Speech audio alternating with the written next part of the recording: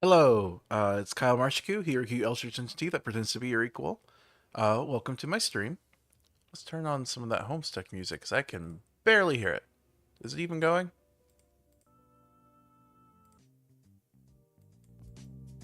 There we go. All right.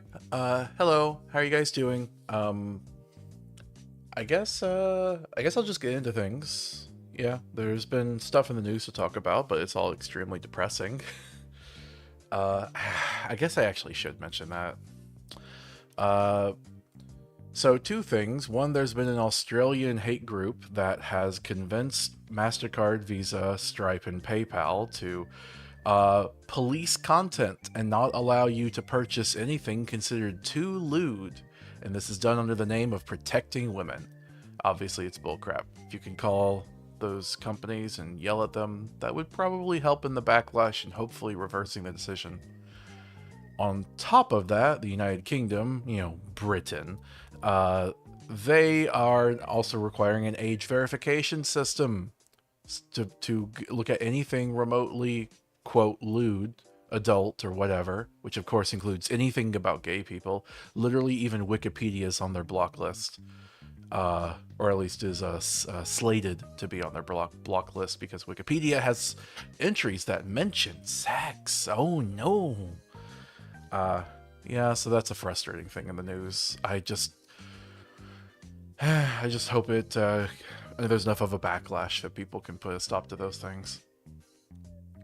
But look, if they want to do sexy prohibition, it's still gonna happen. Like they can't stop it. All they can do is make people's lives miserable.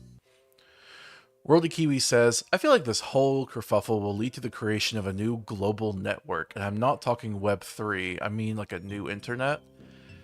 Uh, Kira says, I have almost never heard Britain said with such disdain. Honestly, yeah. Like, look, Britain is doing a lot to really win me over to hating them. Like, sometimes people hate on British people in a way that I feel like is a bit of like a performative type of like anti-British imperialism type of thing. Like, I get it, you're woke, all right? The British Empire was bad, but like, nah, they're kind of getting worse.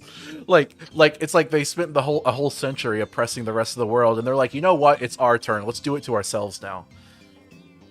But as for what World of Kiwis was saying, um, I feel like that's a little optimistic, to be honest. Uh, I do think the internet is increasingly in shambles. Uh, it makes sense, right? We have the earth, we have the world, all this land, and through nation states, through mercantilism, and then eventually capitalism, through capital, we have divided up this land, we have put lines on it, we have murdered people for it, we have taken it, we have cut it up and given it to a whole bunch of oligarchs.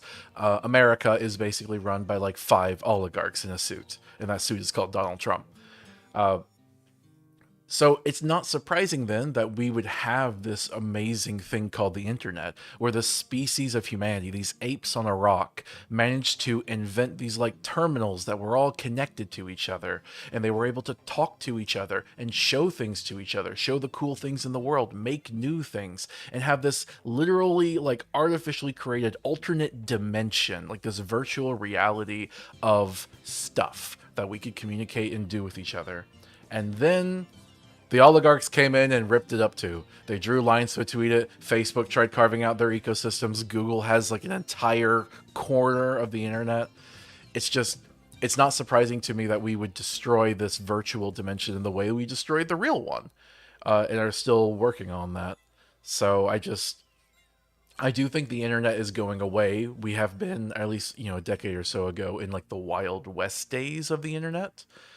And I mean, I think those days were great. I think there's like people whine about like, but a minor can look at something bad. You know what? They can also go into their parents' bedroom and see something bad. Okay, like, like the concerns around that, however legitimate they may be, is not worth the destruction and mayhem being caused in their name. There's a reason that, oh, why don't someone think of the children, became like a meme, like a 90s meme.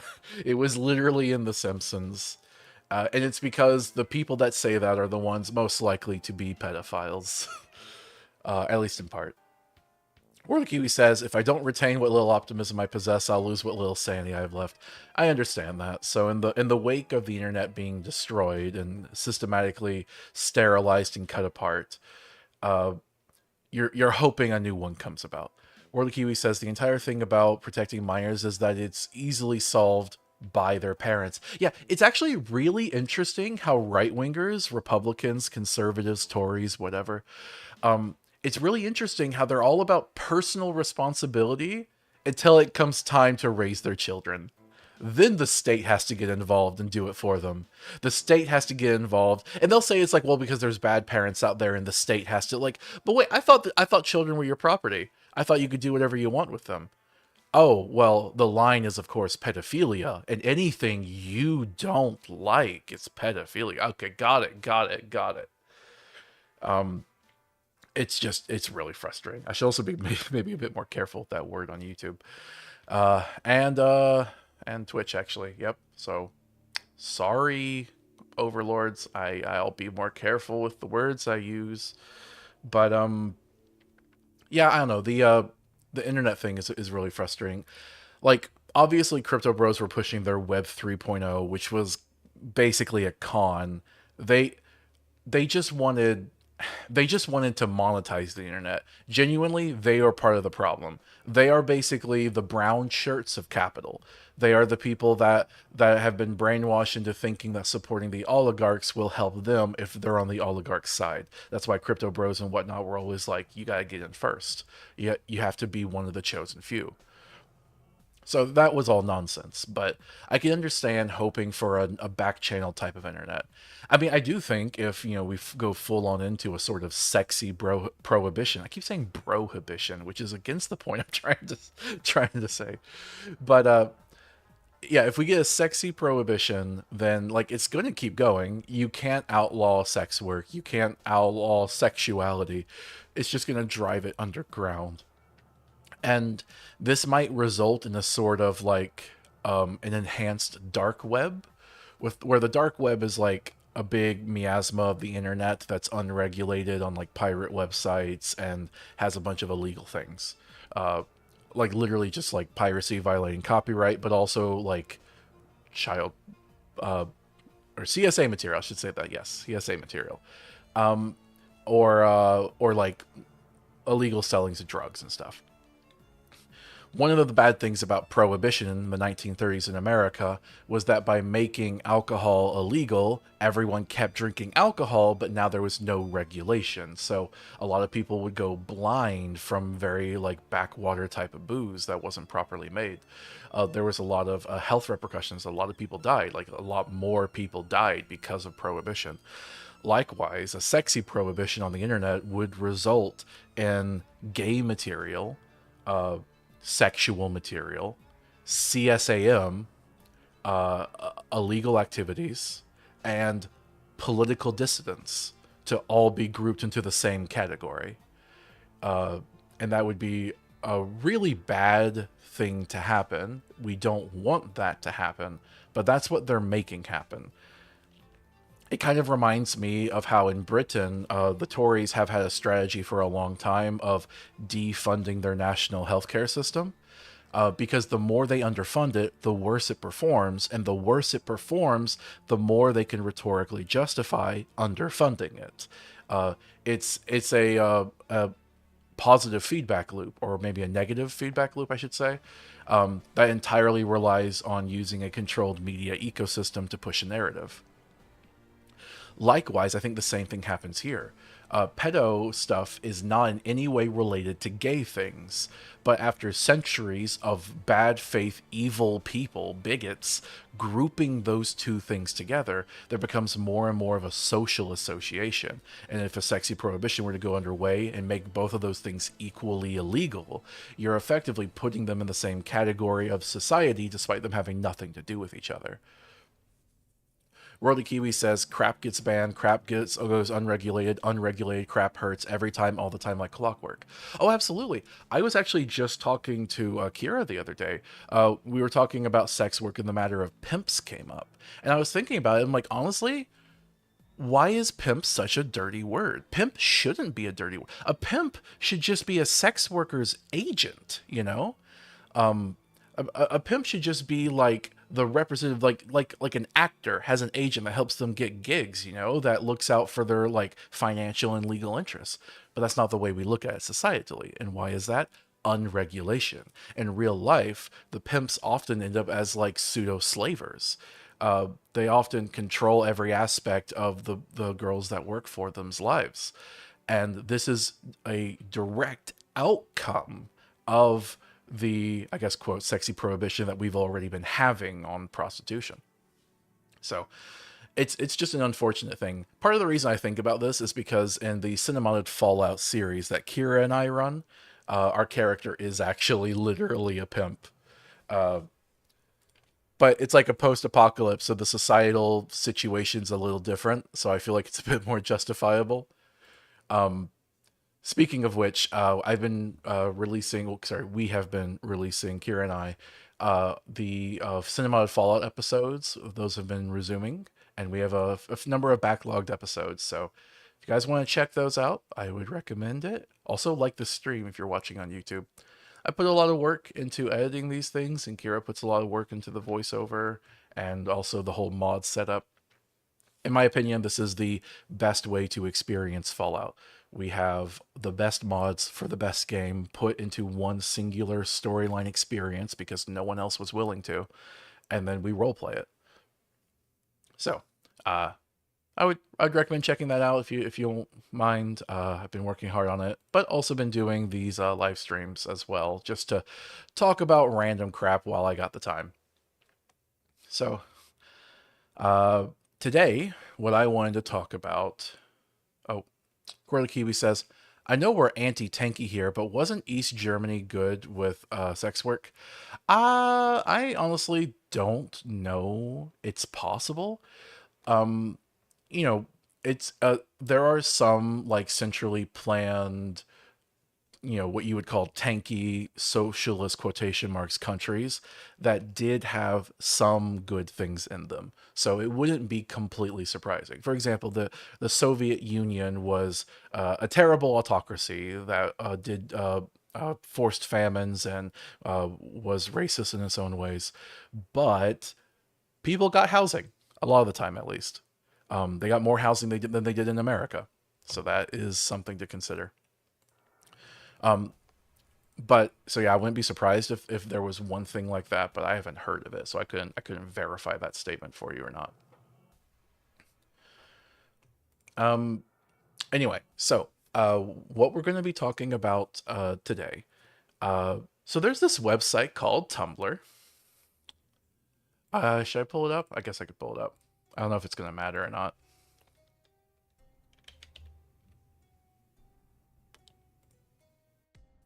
Yeah, I'm not even logged in.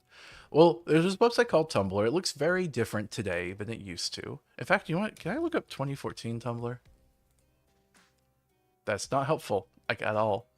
Although it does kind of make the point I was going to make. Tumblr in the 2010s was really big.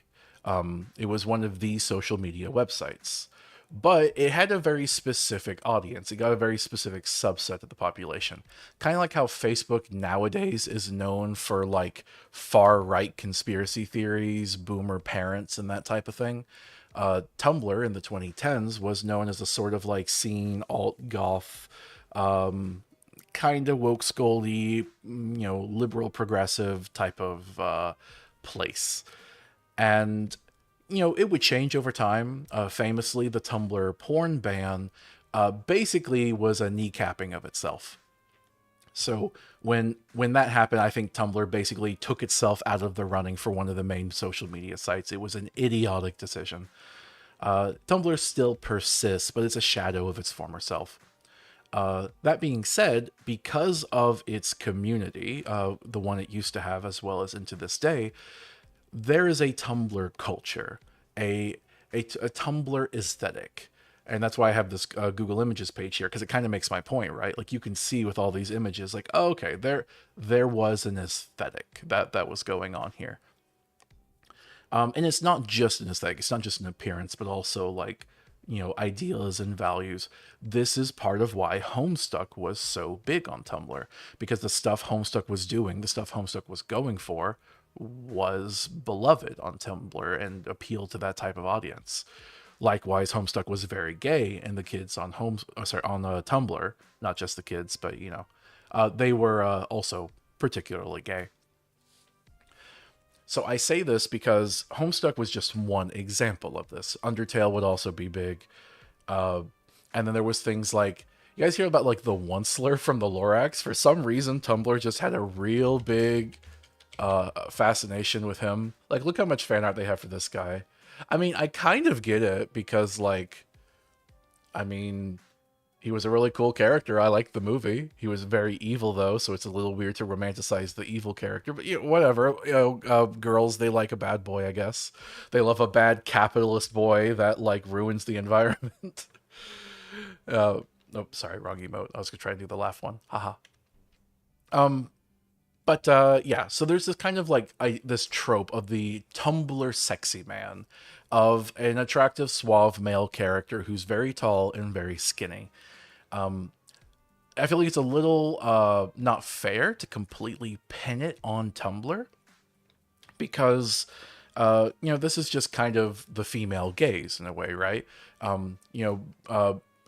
The superhero genre of like big muscular men and very busty hourglass ladies, that appeals to a more typical male gaze. But what do women want to see? Well, women often like their boys to be a bit sexier, a bit thinner, a bit more pretty, kissable lips, that type of thing. But there is definitely a sort of like Tumblr aesthetic, an over exaggerated skinniness and tallness. So, just setting this to kind of get a foundation for what we're going to talk about today. World Kiwi says there's got to be studies on the allure of evil. Well, I think it's a cartoon though. Like real evil doesn't ever look like this, right? Like real evil looks like that. That's what real evil looks like.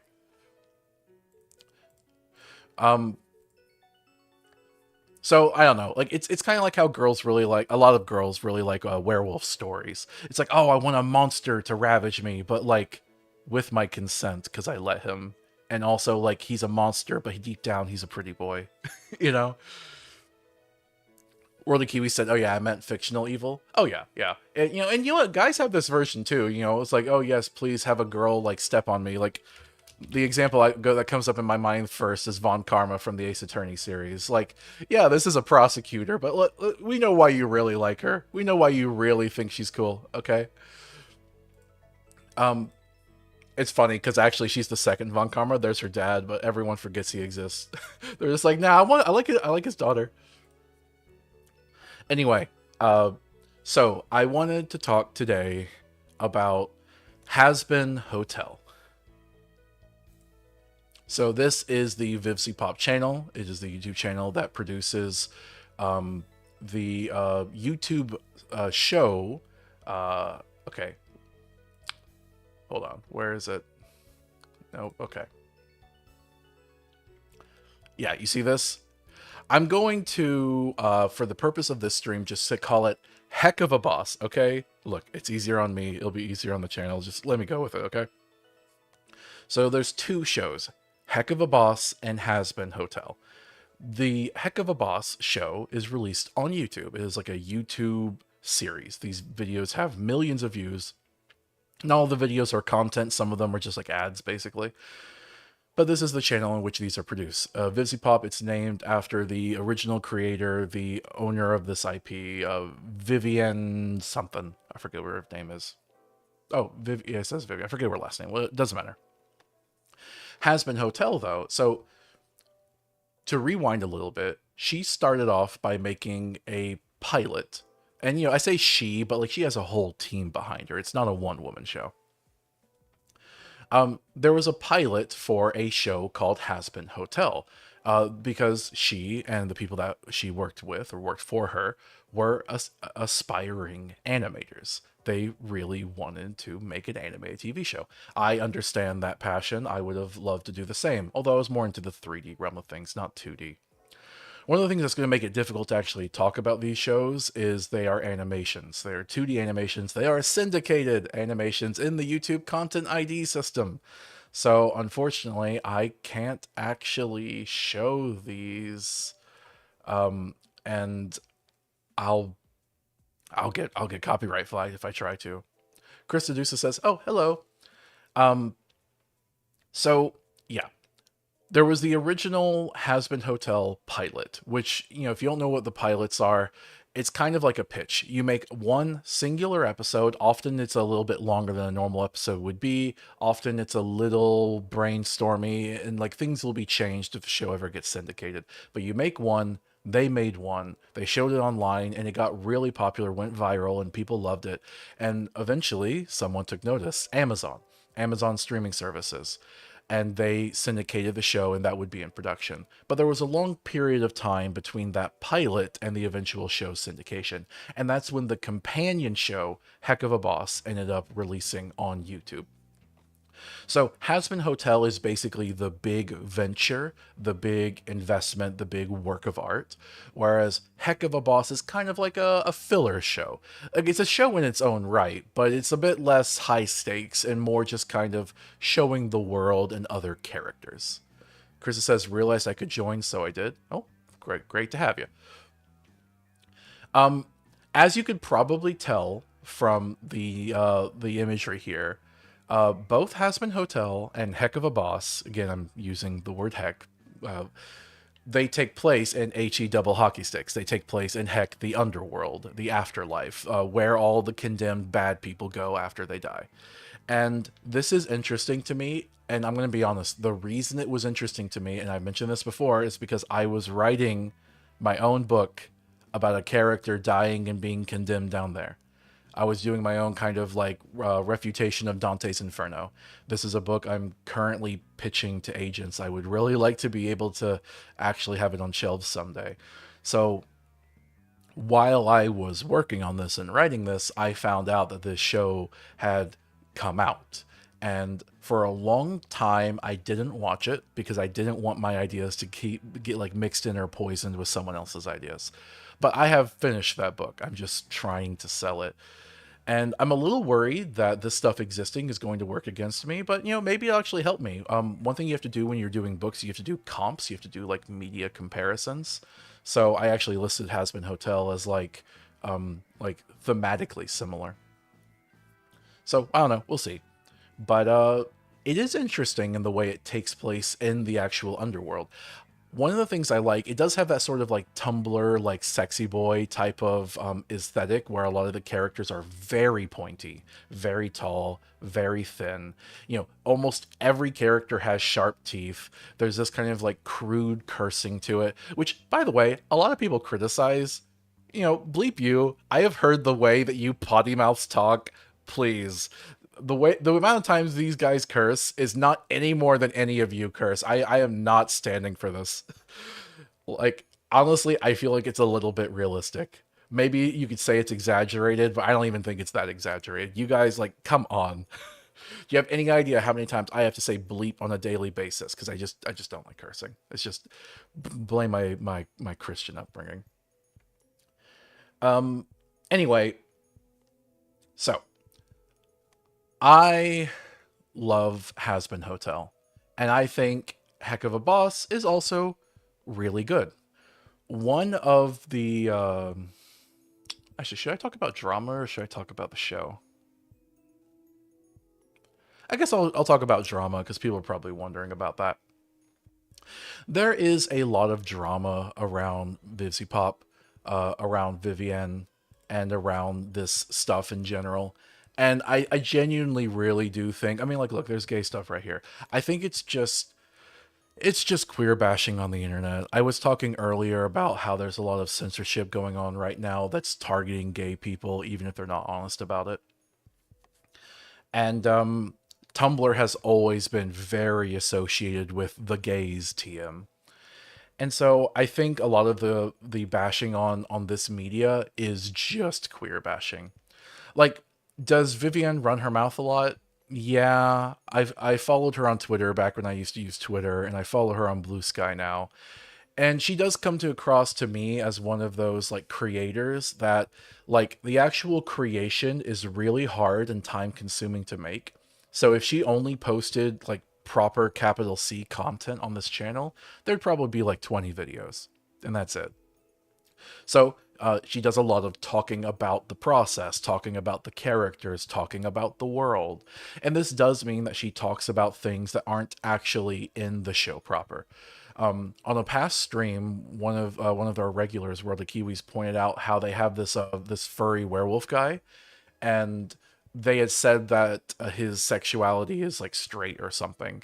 And it never really came up in the show, or at least it wasn't really confirmed. That was just extra canonical material. And honestly, I don't really like extra canonical material as a concept. It's part of the reason I hated J.K. Rowling before it was cool to hate J.K. Rowling, and even more justified to hate J.K. Rowling.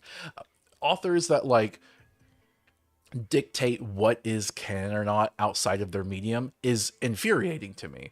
If you want to say something is or isn't canon, I think you have to make art. Like literally like you have to create a piece of media that tells a story and through inclusion or exclusion has facts about the state of that world. You can't just make a tweet and say actually Mario is gay or whatever. In fact, you know what? By the way, I really hate Google these days. There was this really dumb thing that came out recently. Nintendo clarifies the. Oh, come on, really? Okay, I don't even know what that website is. IGN. Nintendo confirms Mario and Peach's relationship. They are good friends. Friend zone. This is content slop. This is just like the most popular video game character of all time and his girlfriend. What if we said they weren't actually together? And they post this nonsense. And honestly, bleep all these companies for reporting on this. I don't know. I haven't read this, so if they're critical, I would be okay with that. But I bleep all the companies that uncritically comment on this. And bleep Nintendo. Like, come on, Nintendo, really? Like, via the Nintendo Today app. Okay, so they didn't. Oh, crap. So they didn't even like have a specific source. Like in the past, like Shigeru Miyamoto has like stated things about the Koopalings not being Bowser's children. Like this is bullcrap because if you've played any Mario game, you know that there is a sort of aspirational type of romance here. Mario gets kisses as rewards. Peach clearly has a thing for him. He goes on all these quests to rescue. Just a basic of like this like Looney Tunes complex like lack of complexity plot here is like, yeah, one of the few things you can know about this franchise is that Mario likes Peach and she seems to like him back. Maybe they never make it official, but yeah, it's just obvious. And so claiming not like this is just more of the Hasbroification of Nintendo. So I use this as an example of how I really hate it when creators try to dictate what their content means.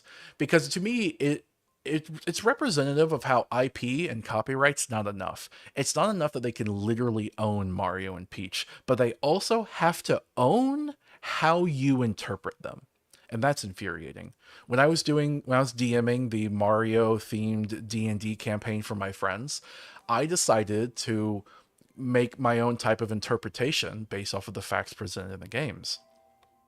That Mario is a blue collar worker, he is a hero from another world, and he has done so much good for the kingdom, has saved Peach so many times that he is the champion of the kingdom. And while he likes Peach and Peach likes him, Peach will never deign to date him because if she were to ever marry him, he would become king. And that means she would lose being the most powerful figure in the kingdom. This is why Princess Peach will never marry. She will never become queen because then she would have to give up her power. Likewise, she even has an excuse to do so. Mario is a peasant. He's a blue-collar worker. So it wouldn't be right for her to marry him anyway. And Mario, being the dutiful wife guy that he would be, is fine with this. Let's go. Let's just be buddies. But I still like you. You know, that type of thing. So just acting like they're good friends is bullcrap. It's bullcrap. And I know I've gone on this about too long, so I'm gonna go back to the Vipsy Pop stuff. Um, Kira says she loved the way we did in the game. It's dumb to regurgitate this slop. And they're dating, but Peach would never marry Mario because then Mario would be the ruler of the Mushroom Kingdom. Yeah, yeah, like cool story stuff. Krista says, LOL, Nintendo decided they didn't like what little narrative the 2D Mario had. Yeah. I think you meant 3D, although it's kind of funny because they are like flat characters, even more so now. I also really, because like the movie had Peach kind of do some girl boss things, and I don't mind that. You know, girl bossing can be fun. It's a fun trope, and seeing it in a she looked cool. But I hate that girl boss translates to I have to be single, and if I marry or date a man, then I am a lesser being. It kind of reminds me. There's this quote that's been going around the past few years that I think is very apt.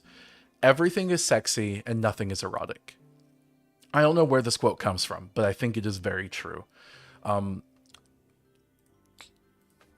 um, okay, actually, I don't know if I can search for this because it's a little risky of a thing to search.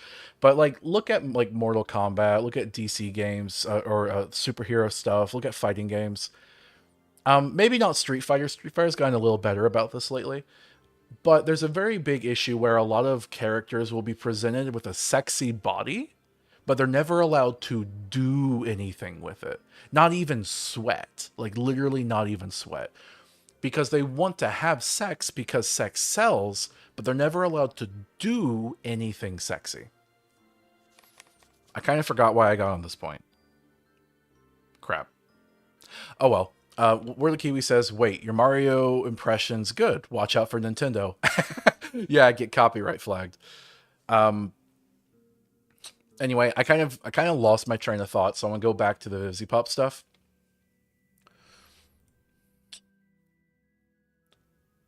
I guess I was just kind of talking about like sterilization in media, both in a metaphorical sense as well as a literal sexual sense. We're afraid to actually have characters feel real or have depth. They're just meant to be Barbie dolls, just icons, just mascots, Mickey Mouses. But I don't think Vivzy Pop does that. So, what Vivzy Pop does is she does do a bit of the Nintendo thing of like, she talks a lot about her intentions with the characters and the stories outside of the media.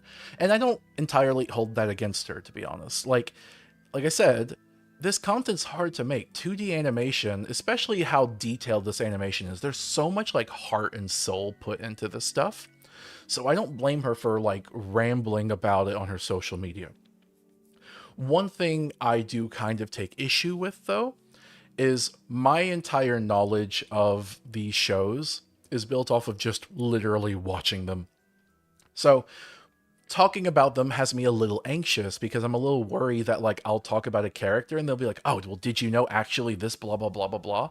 Maybe it's a fan theory that's justified by the content of the show, or maybe it's a fan theory that literally points to a tweet. And that's what I don't appreciate, because those are completely different tiers of evidence, in my opinion. So I'm going to be talking about these two shows more than I already have been. But if you're watching this and a little frustrated, like, oh, well, you didn't consider this intentionality that was made with this character. Honestly, I don't really care.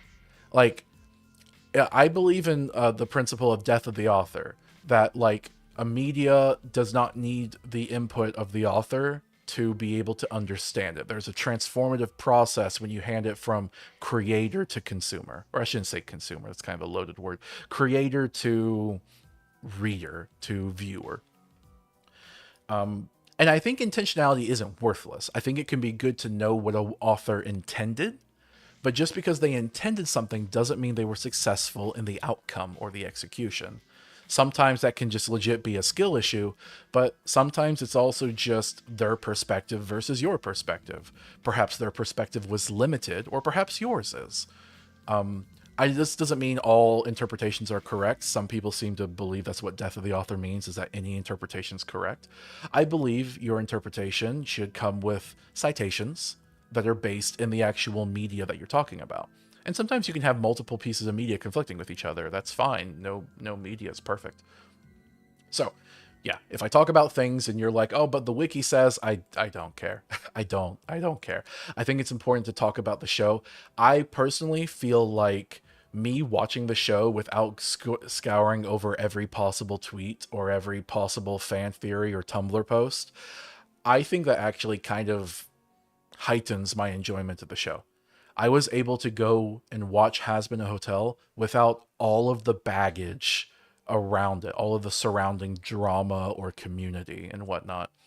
Um, and I feel the same way about Undertale. Undertale's a great game that blew up and went viral multiple times. And I honestly feel like the best way to play Undertale is completely blind. And it's unfortunate that so few people will ever have the chance to do that from now on because it's so popular. So yeah, I watched the Hazbin Hotel pilot a while ago, and I was like, okay, cool. I'll check back in whenever the show's made. And then the show came out, and I said, as I said earlier, I waited a while before I actually watched it, but eventually, Kira and we sat down and we watched the show, and I genuinely think it's amazing. It is literally one of my top 5 TV shows. I really need to rank my favorite media. I don't know exactly where in the top 5 it would be, but it's definitely top 5 material. Hazbin Hotel was genuinely really amazing. I then went back to watch Heck of a Boss. And I liked Heck of a Boss too, but one of my big frustrations with these two shows is despite the fact that they supposedly take place in the same universe, you genuinely would not know. There is almost zero crossover. Krista says, I remember liking the potential that was in the pilot. Yeah. I mean, I honestly barely remember the pilot. I think the show very much improved on what it established and set up. But yeah, like Heck of a Boss and Hazbin Hotel, they both take place in the underworld, but they both have completely different characters, and what you are told about the mechanics of how souls in the afterlife even work differ. Hazbin Hotel takes place around with characters that are former humans that have died, whereas Heck of a Boss almost entirely consists of characters that just happen to live in Heck. It seems like the common takeaway from my understanding is just that there's two types of beings in this universe. There's condemned souls, and there's Heckborn. I just I just don't know any other way you can really combine these two things together, but the fact that they don't overlap as much as they do, I genuinely think is kind of a weakness of the show. It feels like it's two alternate universe versions of the same show that were interpreted differently. And I guess in a way they kind of are, right? When Heck of a Boss was being made, they didn't know whether Hazbin Hotel would ever be greenlit. So it was two competing visions of this universe made by the same creator, not knowing which of the two would pan out. And kind of both of them did, so they had to be like stitched together. That being said, the first show I watched was Hazbin Hotel, and I thought it was really amazing. And unfortunately, I can't show you. I wish I could show clips to show you why I like it. It has this kind of like Disney type of aspect to it where like every episode has like a musical song, and the songs are genuinely really amazing, which I also can't show you. Here, if I search Hazbin Hotel songs, what do I find? We see some screenshots, which I guess is nice. So I guess look at the screenshots and imagine what I can't show you right now. Sadie Fatella says it feels a bit like Undertale / Deltarune. I think that's a good example, which I'd probably be able to explain more of if I had ever consumed Deltarune. Kira says covers. I don't know if these songs have covers, do they? I guess maybe there's like YouTube thumbnails. Here, this is the Heckaverse wiki, because I guess that's the fan term people have come up with the name for this universe. I don't know if it was people or Vivzy or whatnot. All right, here. Where is the search? Okay, search. Songs. Not useful. Not useful at all. Okay, what else we got here? Songs. Okay. Okay, here we go. And here's some thumbnails. So you can see here we got Poison, Stayed Gone. Yeah, okay, so they're just using the YouTube thumbnails for these. Loser Baby, this is my favorite one, honestly. Worldly Kiwi says, Hazbin and Wicked are low-key getting me into musical theater. It does feel like Vivian might have been a theater kid, honestly. Oh, sorry, hold on. Got a spammer I got to ban. There we go. Okay, so because I can't actually talk about I can't show the show. I just have to kind of talk about it, and I'll bring up stuff as I feel relevant. The main premise of Hazbin Hotel that you are introduced to. Oh, sorry, we got some comments. Kira says Keith David singing is something I didn't know I needed. Krista says Deltarune isn't done yet. We can't play it yet. Like, I don't like playing episodic unfinished games. I'm not against unfinished media in general, but I do feel like with video games, it's actually not that difficult to just have a story be somewhat finished. Just the way that video games are produced. Like, look, Toby Fox could finish the game if he wanted to. Okay, he is very, very like artiste. I will get around to it when I feel like it. Kind of reminds me of George R. R. Martin in that respect. Although I would say books are a different ballgame. Anyway, so the premise of Hazbin Hotel. Oh wait, I should go back to the characters. Yeah. The premise of Hazbin Hotel is that the main character is Charlie Morningstar. And her role in the story is that she is the daughter of Lucifer. And in the lore of the show, Lucifer was condemned. They have a sort of like Lilith character where, if you know the like original Garden of Eden story, there was Adam and Eve, but in some versions of the story, there was a third character named Lilith, who was meant to be like a sort of succubus slash temptress type of character.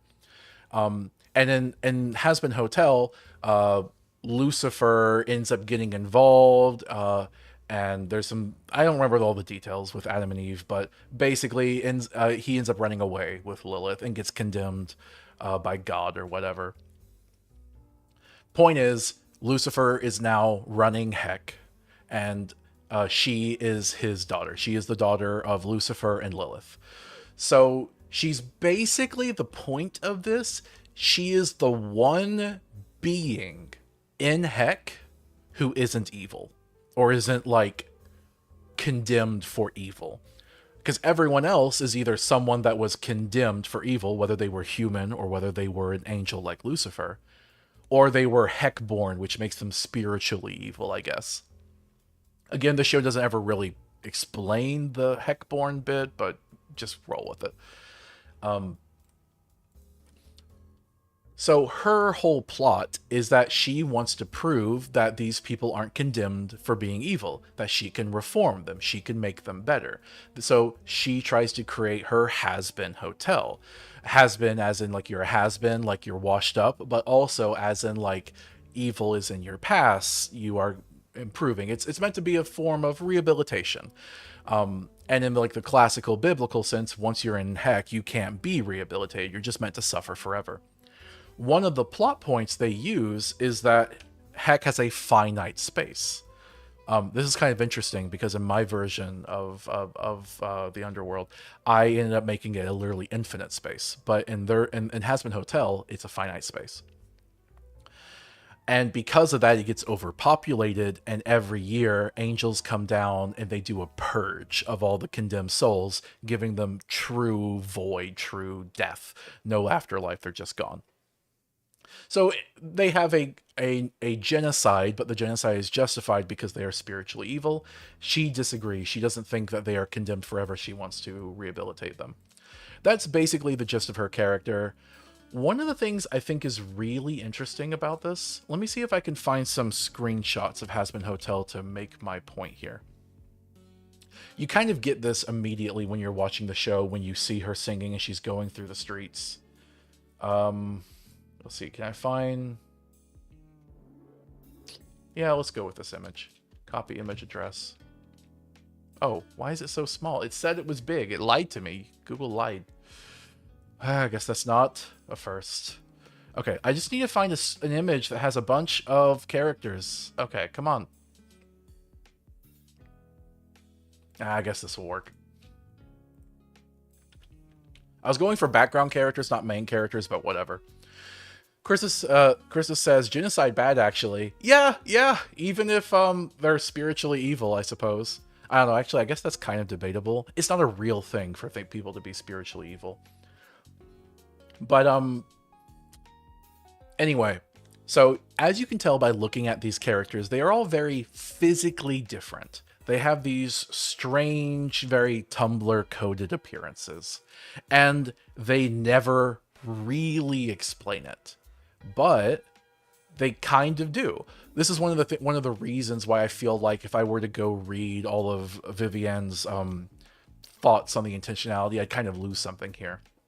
I really like how all of the characters that are condemned to heck look extremely strange. And not just strange, but maybe you would call it over-designed. But I don't feel it's over-designed, in part because almost every character in the story looks this way. The background characters are less over-designed. And what does that tell me? That tells me that the over-designed characters are important. So I wouldn't really even use the word over-designed. I would say complex. My opinion is that Sadie Fatella says they look strange, queer, perhaps. Okay, funny. I see what you did there. Yeah, true. They are very gay, but it's also hex, so it kind of makes sense that they'd be so gay, you know, with how like gayness and evil have been linked in so many societies, and it was also considered like a deviant, aberrant behavior. This kind of goes to my earlier point about gay and pedo being mixed together, even though it shouldn't be. Krista says, if I see another art fix for these designs, I might lose it. Oh, yeah, I could figure people would probably be like that. But here's the thing, like this character right here is Alistair, and he is literally the radio devil. Wait, is it devil or demon? I forget. Hold on, let me check. The radio demon. Okay, demon. He is the radio demon, and you can see that in his design. He's very like radio centric. Like he looks like he's a broadcaster. And so my takeaway from watching the show is, I get it. When you die, when your soul gets sent to heck, the way you lived your life and the way you might continue to live your afterlife affects you physically. I should mention, by the way, when I wrote my underworld story, the book, The Corruption of Heck, which is something I'm pitching to literary agents right now, I have one of the central things is a physical corruption. So maybe I'm a little biased from my own interpretations of like biblical mythology, but I believe this is kind of hitting on the same tones. In my version, the more you expressed your sin, the more you would physically corrupt to manifest that sin. So gluttons became beasts, lustful became succubi, that type of thing. So what I can see here is that Alistair is a radio demon. Perhaps he was some really bad radio figure in life. Maybe he was like a Rush Limbaugh type of person that through lies and propaganda killed untold millions of people, and maybe that's how he died. Maybe he continued to do this in the afterlife. It is possible that he is just like a spiritual thematic embodiment of the evil of radio. That was kind of what I thought at first. But then considering so many of these other characters are just dead humans, I feel like he's probably just a dead human too. So I guess I don't really know if he was ever like a radio person that was evil in life. But the point is that he is defined by the evil that radio can do. So I start to get the idea like Angel was definitely a human, that is confirmed in the show. But Angel is very Angel's a femboy, if it wasn't clear. I was actually, okay, I'm gonna be honest, in the pilot I was kind of confused about what Angel's gender was supposed to be.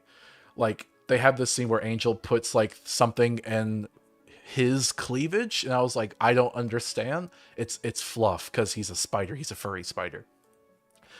But yeah, so he's like a very slender, kind of sexy, furry spider femboy, and that to me indicates just personality. Okay.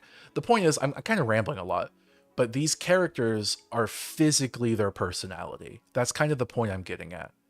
The fact that Angel here is a furry, sexy spider with multiple hands, for lewd activities, is meant to represent his personality as a um what do you call it when someone's like really into sex? I forget it. I forget the term, but he's really into it. He doesn't just do it as a job. Like it's kind of a coping mechanism for him. They kind of go into this in the show. So I actually think the designs here are really perfect. When I see a character's design, I learn a bit about what they're meant to be. And the more complicated it is, it's kind of like seeing a bunch of medals on an officer. Like, I see this guy and I'm like, oh, I'm kind of blocking him. Here, can I? Nope, that's not helping. Okay, let's try this. I see this guy over here, and I'm like, what is his deal? He's like some furry dog guy, but he's wearing like a casino outfit. He has like these like suits all over him, like the red heart, black hearts. Oh, and he has some alcohol. What is this? And like, yeah, you find out he's kind of a butthole, but he's also kind of like, oh, Kira and Worldly Kiwi says nymphomaniac. Yes, Angel is a nymphomaniac. But this guy here, Husk, like the reason he has casino designs is because gambling is a huge fixture of his character. You could probably call him the gambling demon. They go a little bit and hint at how he became this. He says like he sold his soul to sate his power, or something like that. And you can presume in life, or perhaps just the afterlife, he was really, really into gambling. So he kind of represents that. And his design shows his gambling addiction. Kira says he kind of looks like a Tressum form from D&D, cat with wings. Oh, yeah. Yeah, interesting. I kind of thought he was a dog, though, not a cat. But whatever. So yeah, I think some people might call these designs over-designed, but I actually think they're really interesting. And I think over-explaining them actually does them an injustice. You're in the afterlife. The rules of reality don't exactly apply. You're reborn with a new form.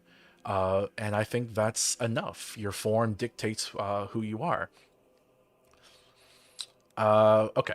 So I feel like I kind of explained that a bit long, but I felt like it was important. Okay, so I'm just going to go over characters now, because I've set up the basic plot, but I want to talk about some of the characters.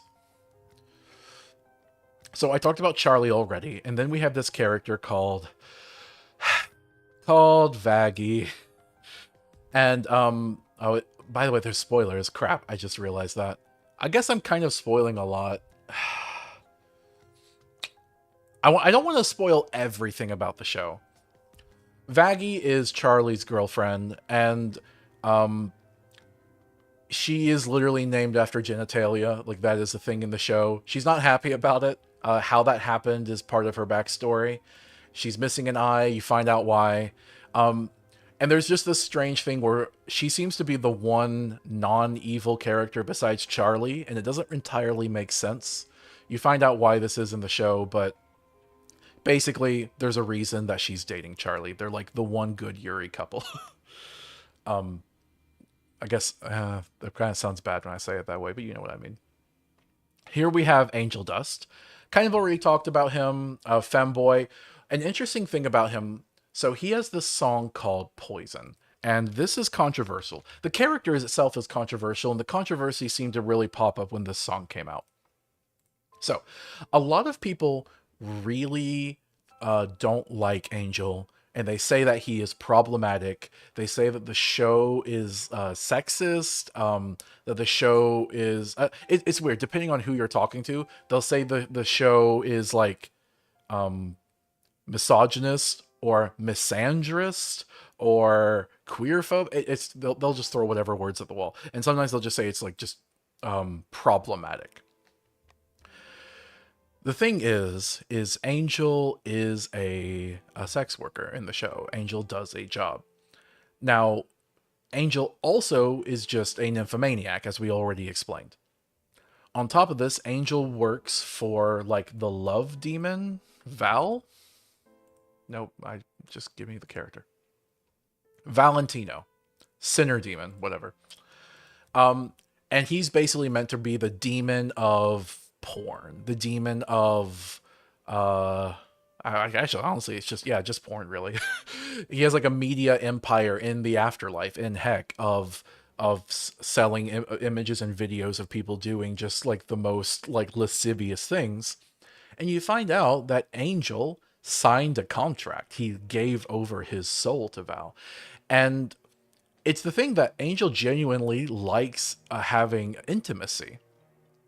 Akira says he's the pimp demon. I mean, yeah. Um, uh, Angel likes having intimacy, likes uh, anything that's triple X, basically. And liked it so much that he sold his soul to keep doing it and to make a living off of doing it in heck. And he trusted this character. That came back to bite him. It's very much a slave dynamic. Angel doesn't have a choice in doing this anymore. It's a very uncomfortable subject. And a lot of people that were complaining about it, I really think were just made uncomfortable because of how uncomfortable this subject is. The idea that you can have a sex worker that genuinely likes having sex, they would even be willing to make a job out of it, but then they are put under cruel conditions. They're not allowed to say no, and suddenly something they liked doing became torture, became a sort of resigned non-consent, but they don't have a choice. It's just, it's meant to be uncomfortable, and I think a lot of people are very insecure in just sitting in an uncomfortable state like that. And because of that, they lose empathy and sympathy for the position that Angel is in, and instead lash out at the creators. World of Kiwi says, my most hated critique of Angel is, he is a man. Why is a man a representation of sexual assault victims and sex workers? Like, literally, shut up. Yeah. That I genuinely think that's bull crap. Like, by that logic, if you ever showed a man that was a victim of sexual assault, it'd be like, why are you showing that when women are more commonly the victims? Like, sure, yeah, women are more commonly the victims. That doesn't mean that some men don't have it happen to them, and that doesn't mean there's anything wrong with showing it happen to a man. Not only that, but Angel is a femboy, so by definition, he kind of blurs these lines. It kind of reminds me of like, oh, what's that guy's name? There was a really popular man that was a victim of sexual assault. Oh, what was his name? Not Keith David. It was a different black man. I'm just having trouble remembering his name. Come on. Brain work. Terry something. Terry Crews, yes. Terry Crews was a very prolific actor, and in the Me Too movement it came out and a lot of people were sharing their sexual assault stories. So did he share his story about being sexually assaulted. And the really sad thing is it impacted his career. You'll notice that after he did that, he hasn't gone as many shows as he used to, as many gigs, despite being a genuinely good actor. It was very brave of him to come out with that story. And I don't like that criticism that World of Kiwis mentioned because it implies that people like him should shut their mouths, and I do not agree with that. Maybe you could say because that was real versus fiction, but no, bullcrap. We can talk about it in fiction too. Commissioner Tadpole says, oh wow, I didn't know Terry Crews went through that. Yeah. He actually testified about it in front of Congress at one point. This was back when the Me Too movement was really big, and he was there basically as an example that this happens to men too. Commissioner Tadpole says, also, hi, finally caught up your stream in time again. All right, well, welcome. Glad to have you. We're talking about, I guess this is a funny image to have on screen when you first show up. We're talking about Hazbin Hotel and gay stuff and assault, I guess. Trigger warning, I guess. But so yeah, this was a dark. This is a dark situation. The character of Angel, I think, is probably one of the most well-formed characters of the entire show, just because of the complexity here. And I think a lot of people just didn't know how to sit with that type of nuance. The idea that someone could really like intimacy, but also be taken advantage of at the same time. I feel like a lot of people just wanted Angel to like rip Val's head off. Like, oh, well, you crossed the line of consent, so I'm going to murder you now. And it's like, Angel doesn't have that power, you know? I think they also didn't like that Angel liked sex. That if Angel was a victim of sexual assault, that he had to be a complete victim that couldn't find any enjoyment in the matter. They didn't like these things meeting. Krista says, people often don't understand the difference in fiction between badly written and a scenario being uncomfortable or a character unlikable. Yeah, a lot of people consume content for their own comfort, and I really feel like that's bad. You should challenge yourself with your media takes. Kira says, our cat is sleeping on my blanket and it's so cute. Thank you for the update. Krista says, I respect the cat for that one. Adorable. I think it's also worth noting that after this whole bit... Oh, actually, no. Before I get to that, I need to say another criticism is the art for this song, basically the music video, leans into a lot of dubious consent and non-consent imagery. And like, I don't think that's a big issue. Like, they're showing a character engaging in dubious consent and non-consent as part of the story. And one of the really tragic things about the song is you can see that Angel is not happy about it. Angel is in a very difficult situation. There's even a little bit where you see like a flashback from back when Angel trusted Val. And in that comparison, you can see like, oh, you thought Val was a nice person. You were so wrong. You were so wrong. Sadie says, I think Angel is a very realistic representation of an abuse victim, and it's important to have a representation like him. Oh, I totally agree. I totally agree. I think also this is an example of why MasterCard, Visa, and companies like them trying to restrict depictions of domestic violence is inherently a pro-domestic violence position. These people are for like I'm just gonna say it. MasterCard is pro-rape. Because in telling you whether you're able to even discuss or depict matters of sexual assault means that people don't know what it looks like, don't know how to deal with it, and fundamentally aren't able to discuss a real problem in the world.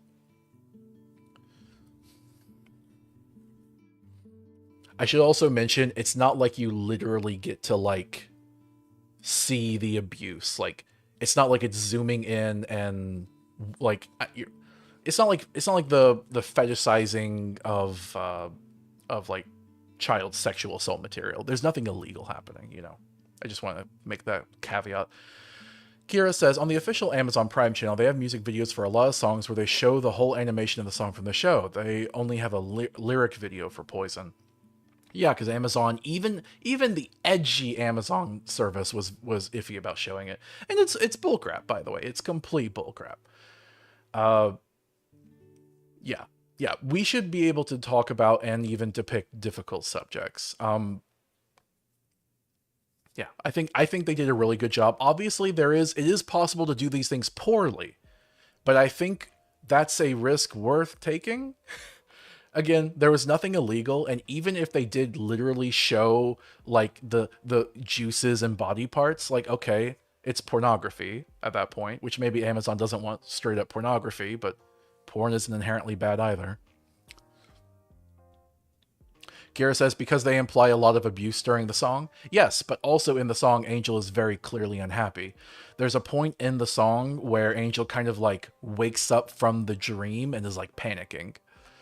Krista says, corporate interest cares about own profit above all else, and that includes you know what. Yep. But I also think it's important. A lot of people focus on this song. Angel's next song is actually my favorite one in the entire show. After Angel has that song and deals with Val, Charlie tries to defend Angel and does very badly because she doesn't understand the complexity of the situation. Charlie's a bit simple-minded when it comes to matters of this nuance. Husk basically is like, look, I know what it's like to have sold your soul. They've both sold their souls. So he has this amazing bit. Hold on, I'm gonna find the lyrics. I'm gonna find the, because I can't play them for you, but I want to find them, and I want to just find the lyrics.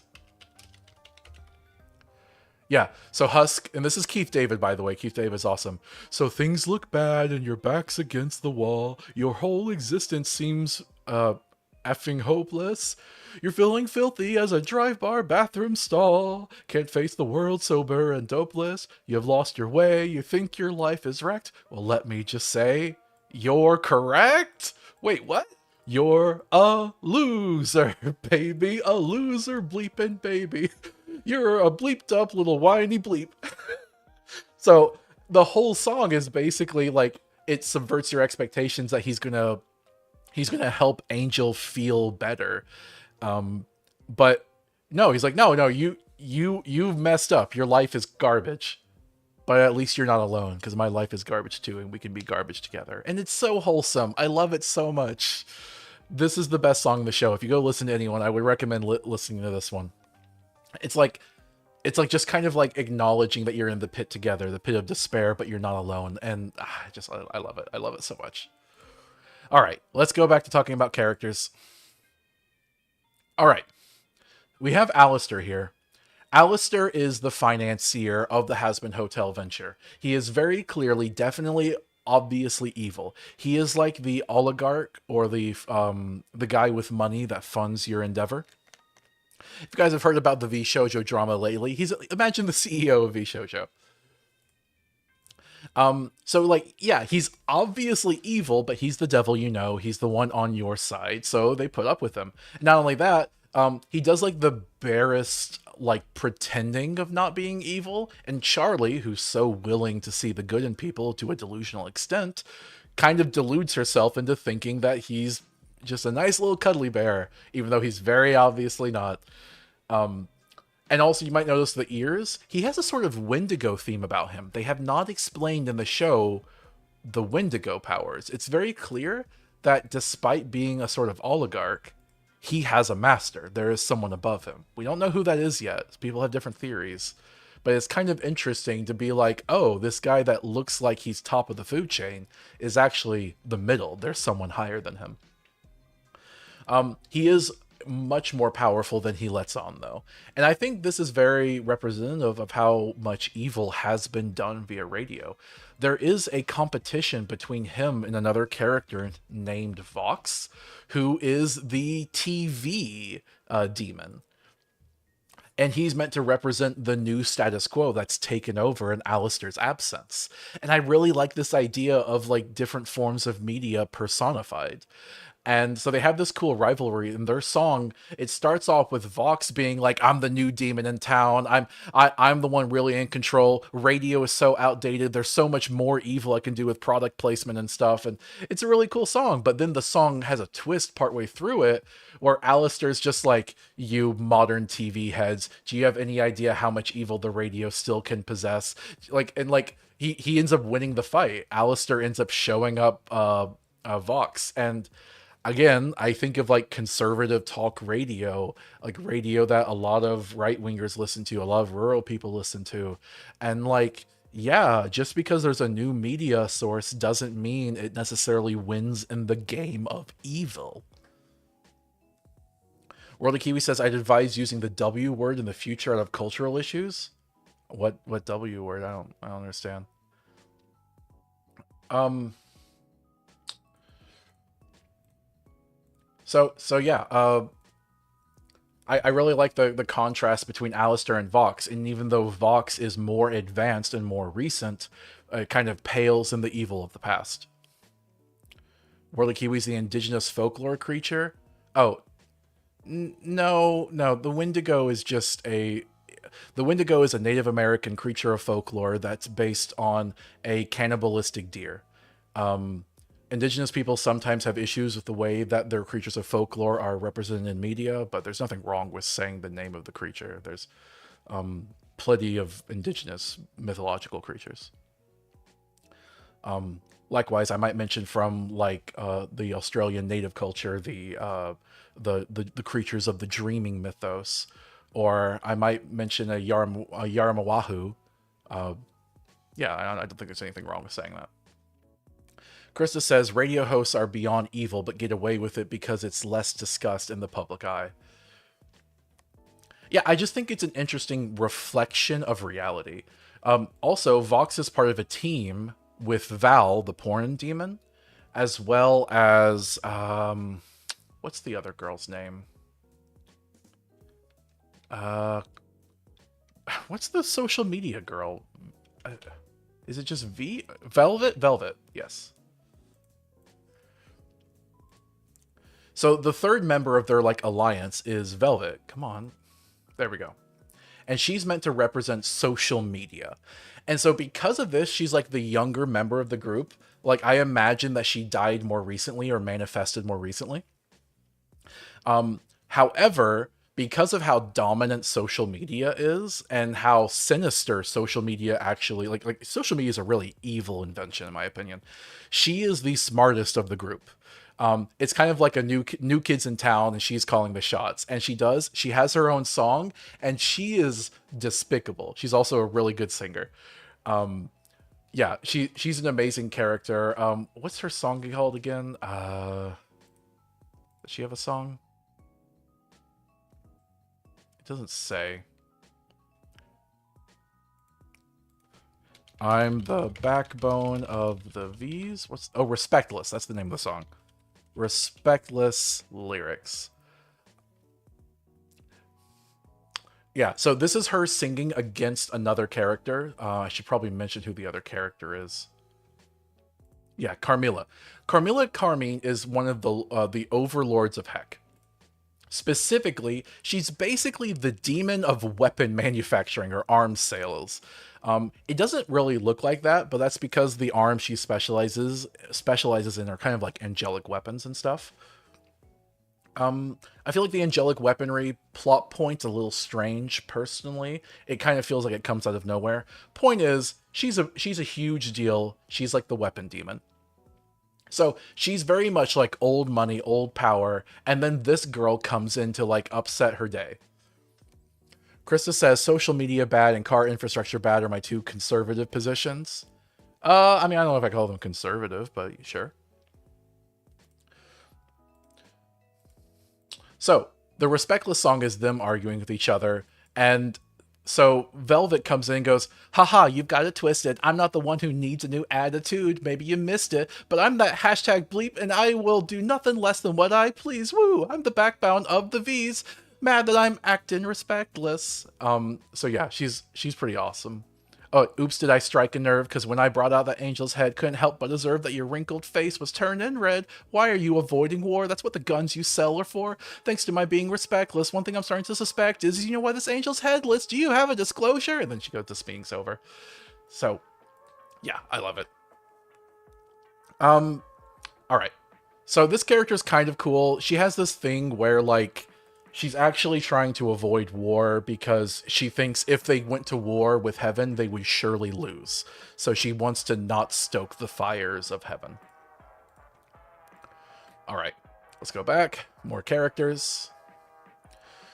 Worley Kiwi says, I sometimes call Carmilla the Lockheed Martin demon. Yeah. Maybe Raytheon. All right, here we have Sir Pentious. And this is what he looks like. Sir Pentious is a comic relief character. He looks like a snake. Honestly, he kind of looks like what if a pharaoh survived into the modern day. That's where you get the top hat and suit. And he, I would be willing to bet he's a sort of like snake demon. He just represents the evil of the snake, which is like a very archaic, dated evil, right? You could imagine in the days of Egypt, that might have been like, ooh, ferocious. He's very much a Hazbin. This is why he's a perfect candidate in the show to become a member of the Hazbin Hotel. He's pathetic. Alistair just kind of one-shots him. And he has this kind of interesting arc where he tries to do evil, but he's so bad at doing evil, at least in the context of the modern day, but he's a joke. And this transitions into him actually kind of reflecting and becoming a better person. He has one of the best character arcs in the show, and I don't want to spoil it, so that's all I'll say about him. And then here we have Husk. This character is voiced by Keith David. In my opinion, Husk is not that interesting, but a combination of Keith David's amazing performance as well as the Loser Baby song makes me love him. Here you can see like a scene back when he was gambling, which is kind of interesting. But yeah, Yeah, he's washed up. He is in contract service to Alistair to act as the bartender. The kind of the joke is that he's one of the demons that's part of the Hazbin Hotel who just doesn't want to be there because he's only there out of obligation. Krista says, unfortunately, I'm going to have to head out relatively soon. Skill issue.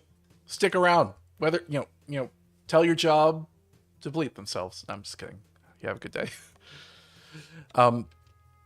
So yeah, that's Husk. I think he's a cool character. We're getting to a little more minor characters. Nifty is another demon that's contracted to work for Alistair. She's also kind of comic relief. She's just like the help, basically. We have Cherry Bomb. She's an anarchist. Like, that's kind of her entire contribution to the story, is that she embraces the anarchy of being in Heck. And she's good enough to survive the purges. And Krista says, okay, I will. All right, cool. All right. So that's the major characters. Do they have more characters I can show? Characters of... Is this Hazbin Hotel characters? All right. Is there anyone else I should show? Oh, yes. Adam. I got to show Adam. So, and early on in the show, Charlie subs in for Lucifer, for her dad, and has a meeting with Adam, the representative of heaven. And in the meeting, she's pitching Hazbin Hotel. The idea being she's trying to rehabilitate sinners. So hopefully heaven might consider allowing them in if she is successful. And Adam is the angel. If you remember the story of Adam and Eve, this is him. This is the guy. Basically, he's kind of like in an honorary position. He is first angel. He is the first human who ever died and ascended to heaven. And as such, he is the liaison that he oversees the angel executioners, and he also is like the representative that talks to Lucifer as well as Charlie. And he has an amazing song that basically shows you his perspective. I have to find it.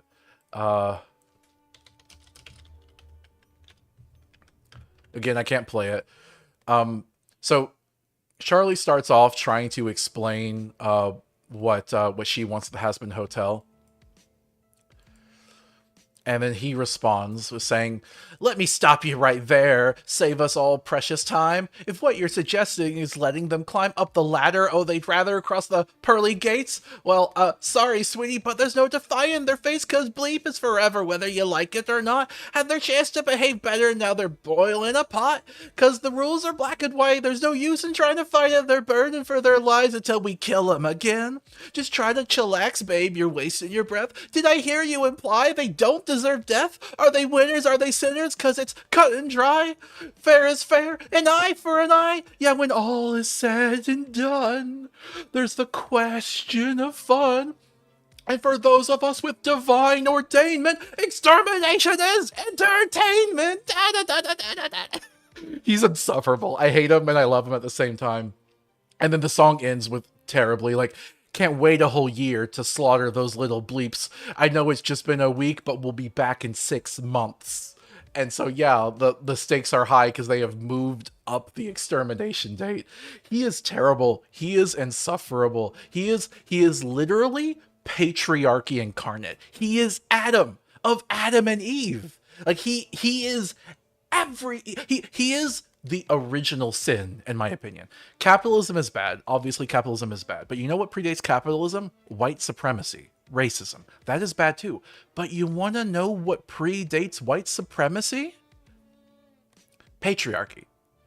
In my opinion, patriarchy is the actual real-life original sin. That's not what Christianity will tell you, which is why, in a biblical fashion, he's on the angelic side, because Christianity is kind of wrong. Commissioner Tadpole says he also looks very creepy to match. I really like the design here. This is not at all what I would have chosen an angel to look like. But I think it's a very interesting choice. You can kind of see the different color scheme, the halo. Oh, sorry. But he has these like jester-like imp horns, which makes me feel like the angels aren't really that different from the demons. It makes them feel like they're two halves of a whole. They could have chosen to make the angels look very human, but instead they made them look inhuman, but in an angelic sort of way. And I think that's a very interesting choice. He's also very clearly coded as like evil. When you see him in the show, you're like, okay, I get it. Angels are evil in this universe. But he's so petulantly evil. Like Alistair, the radio demon, is like capital O oligarch. He is actual real life evil. This guy is cartoon evil, but a cartoon evil that you've also seen. I kind of talk about this with Caliborn when I talk about Homestuck. A very petulant, nihilistic, self-centered type of evil. A dude bro evil. The kind of evil you see in really evil high schoolers, you know? A dude bro type of thing. And he very captures that because he's meant to. He is the patriarchy. Um, all right, there's a number of comments I missed while I was talking about that. Krista says, is there overpopulation in heaven? No, it seems like heaven is also finite. I don't know how that would be possible, but maybe it's just super duper big. Heaven's a gated community, so it seems like it might just be a bit harder to get in. Kira says, they come down to kill people in heck because there's too many souls. I already talked about the overpopulation. Whirly Kiwi says, I feel like Hazbin is a critique of the whole we have too many people eco-fasci argument. I mean, kind of, yeah, right? Like, there is a solution to this problem. They made heck to be a pit that's a finite in size. It's kind of their fault. Krista says, if there is overpopulation in heck but not heaven, I have some questions on that. I think that's totally possible. I mean, actually, it is literally the case. But I think it's possible that they made heaven to be infinite and they made heck finite because they just didn't think there would be that many sinners. And over time, the system corroded in some way. Kira says, aren't those masks though? Okay, so yes, you do find out this isn't Adam's real face. It's like a magical suit type of thing, but that's kind of a spoiler, but oh well, there you go, I guess. Sadie Fatalis says, I would like to see a debate between Caliborn and Adam. I don't think they would debate. I think they would like each other. Caliborn is also a little angelic in a sort of creepy way. Kira Marsh says, yeah, the idea is that there are too many sinners and not enough good people. But yeah, but also their line for what good and evil is arbitrary. Anyway, Adam's a cool character, but let's go back. Let's see who else we got. All right. Who is this? I don't remember you. Nope, I don't know that person. Oh, Angel Dust's brother? Whatever.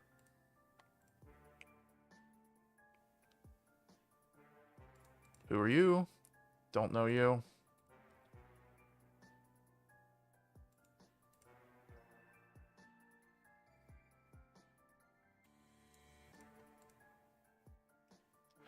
Oh, here we have a news anchor. I think they did a good job with designing her. Oh, here's Lilith, by the way. I don't know where this image comes from. Oh, it's like a painting on the wall. I see. Oh, here's Lucifer. One thing they do is they have... You know what? I'll get back to Lucifer. I'll just say they have the rulers of Heck. Most of them appear in the companion show Heck of a Boss. Lucifer's the only one that appears in Hazbin Hotel because she's the main character's father. I'll circle back around to him, but he's probably my least favorite character. Worldy Kiwi says Rosie's there. Okay, let me get to her. Molly. Okay, I don't remember this character. Maybe she didn't actually appear in the show, or it's just a cameo.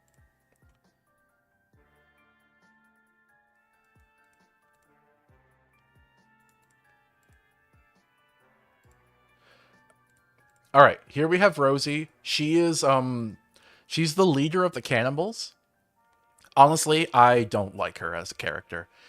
She appears in some of the later episodes, and I think the song she's involved in, like the cannibal song, is honestly the weakest song of the entire show. Because the entire premise is that it's like leading up, is crescendoing to the final moment of the season. And Charlie's trying to really rally people and prove that people can be better. They want to fight the angels or whatever. And it doesn't work. She's not able to rally them. So Alistair works with Rosie, and they're just like, oh, cannibals, you'll be able to eat angel flesh. And they're like, all right, let's get on board. So it's kind of subverting and undercutting the idea of a heroic moment, but in so doing just makes it a boring moment, in my opinion. The cannibals are supposed to be cannibals. They're pretty awful. Like they have like soulless eyes, sharp teeth to represent how they've kind of lost their humanity, and yet they're just allies because we're on the side of Heck in this story. Um, and she has this whole veneer of like looking fancy despite being soulless, which kind of falls back on the trope of the like smiling cannibal, the people that seem to be nice but are actually like eating people. I'm just gonna be honest, I don't feel like that's a very interesting trope. I've seen it a million times. So yeah, I'm sorry, I just don't have a lot to say here. I think they could have done cannibals more interesting, and I'm gonna be honest, I think I did cannibals in a more interesting way in my story. In my book, the cannibals are Democrats. They literally believe in democracy, or at least they pretend to. It's a very jury rigged representational democracy. Also, it's also used as an allegory about carnivorism. The cannibals use a lot of arguments about eating people, the same arguments that you would use about eating a burger. They have a slaughterhouse and everything. So the people that are against cannibalism use vegan arguments in my story. World of Kiwi says, it was a little tired back when Fallout 3 came out with Andel. I was thinking that exact thing, but I wasn't sure if I wanted to give another Fallout example. I feel like I talk about Fallout a bit too much. We have Sarah here. She is a seraph. She's the top angel you see in the show. So you can imagine where she falls under a moral situation. I'm not going to say much more than that. And let's see, what else we have here?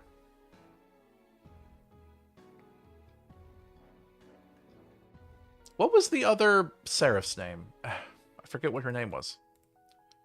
Where she has like a sister, right? Where's... Is it Emily? Yes, Emily. Yeah, here's her sister, and she's basically meant to represent an actually good, kind angel. She's a seraph, though, as well. I'm not sure exactly how that works out. How is she so young, but also in a top position? Maybe it's just nepotism.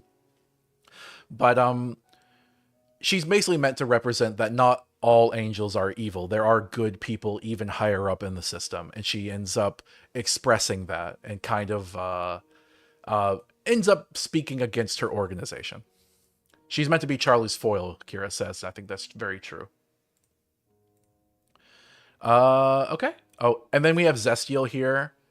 He's kind of the love interest of Carmilla, the weapons manufacturer. This image isn't that great. If I could zoom in. Yeah, okay. I've zoomed in, I guess. He's basically the spider demon. And so when I see him, I feel like, oh, this guy is old money, old power. He's been in charge for a long time. Spider demon is a very, very old type of fear that he represents. I think it's also interesting how they gave both, what's his name? Crap, I forget his name. Zestiel and Carmilla, they gave them very Latin voices, which in my opinion kind of makes them feel like they come from a time in the past. It it I know Latin and indigenous aren't the same thing, but I think it was a deliberate choice to make the overlords not just boring white people voices. And I think that's because the boring white people voices are in heaven. So there's a sort of like the most powerful of an underprivileged group type of dynamic here. Uh, Sadie Fatalis says hashtag not all angels. That's funny. All right. So I feel like I've talked about Hazbin Hotel a lot. I would really recommend watching the show if you haven't. I know I've already spoiled a number of things, but there's still a bunch of stuff I haven't spoiled. I would definitely recommend the show. There is the Heck of a Boss show as well. I think Hazbin Hotel is the better show, and I do not believe there is any reason to watch Heck of a Boss first. With this in mind, I would recommend you watch the better show first. Watch Hazbin Hotel. And if you really like Hazbin Hotel, maybe you will also like Heck of a Boss. But I would not recommend the reverse order, because maybe Heck of a Boss just won't really resonate with you. And I don't want people to not watch Hazbin Hotel because they didn't like Heck of a Boss. Start with the really good one first, and then go watch the other one as a sort of seconds. But with that in mind, I'm going to talk about Heck of a Boss. So, as we can see here, let me go back to VisiPop. Here, playlists. Here we have Heck of a Boss. You can see the different episodes. And again, I can't play these because of copyright reasons. But the show opens up talking about this character, Blitzo. Although it's pronounced Blitz, he says the O is silent. This is mostly childhood trauma talking. So it's spelled Blitzo, but Blitz. He puts like a slash through the O to indicate you don't say the O. Here's what he looks like, and he is an imp. You kind of find out throughout the show he is also top imp. He is the most notable, notorious, infamous imp. And his whole thing is he runs an assassination business. He has illegal means to enter the world of the living through portals. He gets this from a rich friend that he is kind of dating. And it's central to his business. He and his fellow imps, they go to the surface and they kill people. They get paid to do this. It's basically an assassination business, and it's kind of comic relief. Like, it doesn't take it very seriously.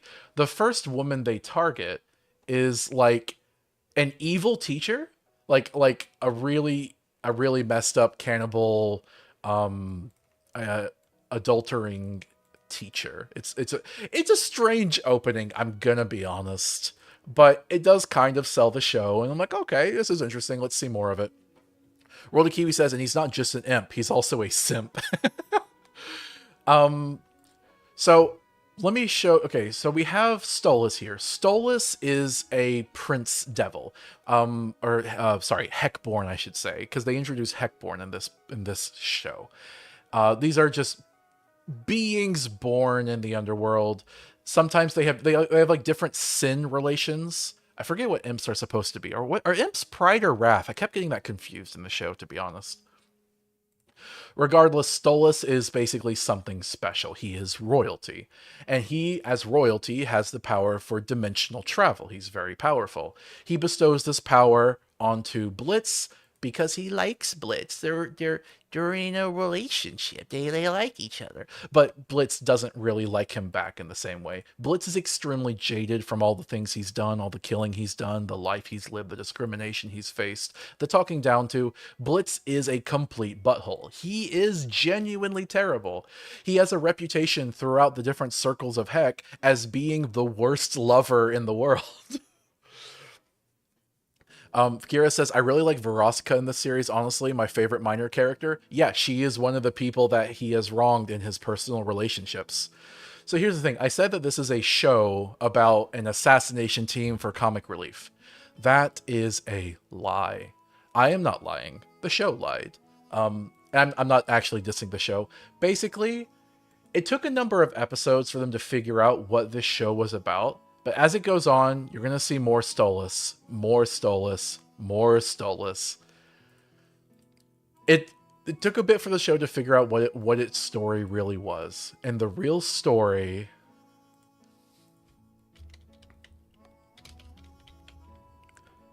is a rom-com.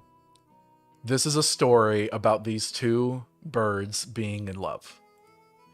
It's a story about how Blitz wants romance, but genuinely doesn't know how to do it. He only knows sex. And about Stolas being caged up his entire life and having someone finally want him, and then to find out he doesn't really want him. They are extremely dysfunctional. I should probably make this picture bigger. They are extremely dysfunctional. It doesn't really entirely work out. They have their ups and downs. But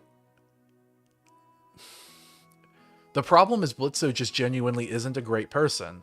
And Stolas is actually like the one good noble type of guy. Like, everyone in his family is completely awful. And he was raised and supposed to be just as awful. But he didn't want to be. He wanted to be better. And this is why you watch the show. This is heck of a boss right here. It's genuinely really emotional and compelling. Stolas is the best character of this show. But there are some other characters. We have Moxie. He is one of the imps that works for Blitz. He actually is voiced by the same guy that did Invader Zim, so really great vocal performance. And his entire character is basically, he is the reason the company still functions. He is the smart one. Also, he has a bit more ethics than Blitz has. He feels bad about killing some of the people sometimes. And he is in a relationship with Millie. Millie is basically the dumb girl barbarian. And she also has like this southern accent that's pretty charming. World of Kiwis says, I have the urge to call either Stolas or Blitz the Vriska of Heck of a Boss. Honestly, I think Blitz is the Vriska. I'm going to be honest. Blitz is male Vriska. Kira says Stolas is actually my favorite of the main cast. Oh, absolutely. But yeah, Millie here. Millie is fun. There was also an interesting gender bendy episode where they went to the surface and like went undercover, and Millie pretended to be a human boy, whereas Moxie pretended to be a human girl. It's kind of a controversial episode because they were kind of bad at the gender bending, but look, I've always been of the opinion that bad representation is still better than no representation. And I think the ways it was flawed are actually really interesting. I could probably spend 20 minutes right now discussing it, and I'm just gonna skip that. Sei says Millie deserves some love, to be honest. Yeah, she's great. You would think she's just like the girlfriend of Moxie, but no, she's a character in her own right. She's just, look, she doesn't have that much complexity mentally because she's just kind of on the level. And honestly, it's kind of wholesome to have just a simple, nice character in a sea of morally complex characters. Kira says Stolas makes mistakes, but Blitzo is genuinely a mess. Yeah. Also, we have Luna. One of the more interesting aspects of Blitz's character is that he has an adopted daughter. The hounds of this world are associated with gluttony, and Luna was an abandoned one, and he adopts her at 18. If you know anything about adoption, this is actually really interesting. Usually, kids only get adopted when they're really young and still cute and moldable. If you're already like 18 or whatever, then getting adopted is like, you're not getting adopted. You're just going to be let out to the system once you turn of age. So the fact that Blitz felt so sorry for her that he needed to adopt her and genuinely is like a doting parent. He's not a good parent. He's not a good anything really, but he genuinely loves her. And that's what makes this relationship really interesting. She's also a goth girl. There's tons of porn of her online. People really like the whole furry, sexy thing. They even call it out in the show at one point where she stares at the audience judgmentally. But yeah, the relationship with Luna genuinely gives Blitz a lot of depth and makes me not be able to completely hate him. Kira says Moxie and Millie are the cutest married couple. Yes, they are. And then we already did Stolas. All right. Let's look at some more Heck of a Boss characters. Octavia. Oh, so Octavia is Luna's foil. She is the daughter of Stolas, because Stolas has a daughter.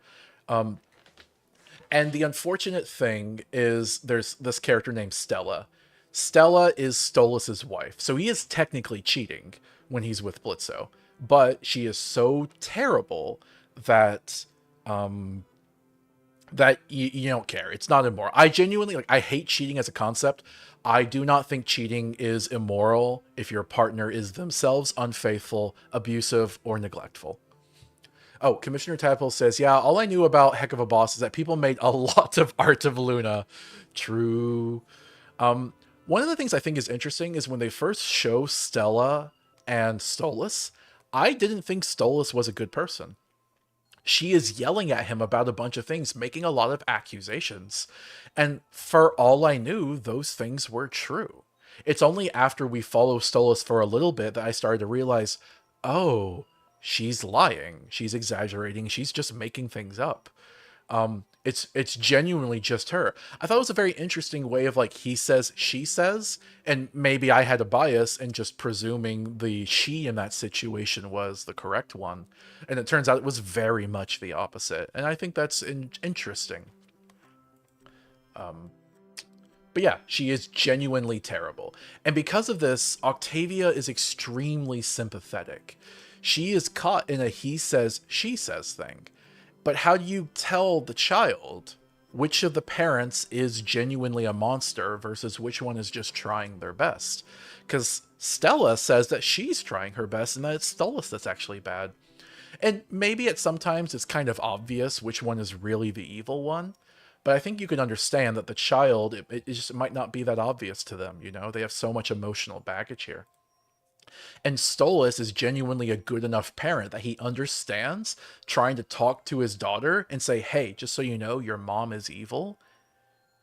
not only isn't going to work, but it's not the best thing to do ethically, you know? So there's this real frustration about how Octavia just hates her father. And you completely understand why. And you want that to end. You want them to get along, but there's just nothing Stolas can do about it. He is just completely estranged from her because you're supposed to be evil basically, and he's the one who isn't evil. Um, Maybe that's a little oversimplifying, but it's genuinely a complex situation, and it makes me feel so forlorn about her.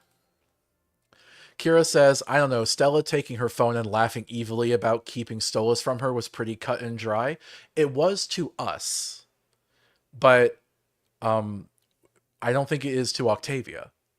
Because I think for the same reason that I was a little unsure in the very first scene when they were around the dinner table, I didn't know who instigated this thing, and that's kind of the problem with a lot of domestic abuse with between like married couples, right? They have so much history. How far back do you go to see when things were initiated? And the real answer was kind of a cumulative boil or things got worse and worse. I don't believe in the concept of like mutual abuse where two people can just like abuse each other. I think that's kind of misusing the word abuse there. But there can be situations where both people are harmed and both people have been doing harm to each other. These would be messy situations. I wouldn't use the term abuse in such situations. But I think you could forgive Octavia for believing that to be a situation, or even for falling for her mother's lies and blaming Stolas. I'm just gonna say, as a child of divorced parents, I really know what that's like. It took me a long time to realize which of my parents was the one in the wrong. Okay, let's see. Oh, and we have Verosica. She is kind of the notable succubus character. Kira says, yeah, she's still a teenager living with her parents. Who knows if she actually just doesn't know who to believe. Yep, yep, yep. But anyway, Verosica is the succubus character. She's also like an undead idol type of thing, and she dated Blitz. A lot of people dated Blitz, so she's kind of the character to represent his ex loves. It's kind of funny that like he lost like a bombshell. Like he was dating like a supermodel basically, but he's not like weepy about it. He's like, no, she's a B word. Like she ruined me. And everyone else knows he's full of crap. She's actually pretty cool and nice. It's Blitz that's the problem. Kira says she has a tattoo with his name crossed out. That's funny. All right. There are a number of other characters. The Heck of a Boss is longer than Hazbin Hotel, so I'm not sure which of these is worth pointing out. Oh, I guess I could talk about Mammon a bit. Mammon is the one in charge of greed.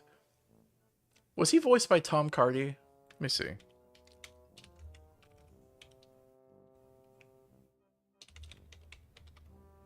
I know Tom Cardy did his song.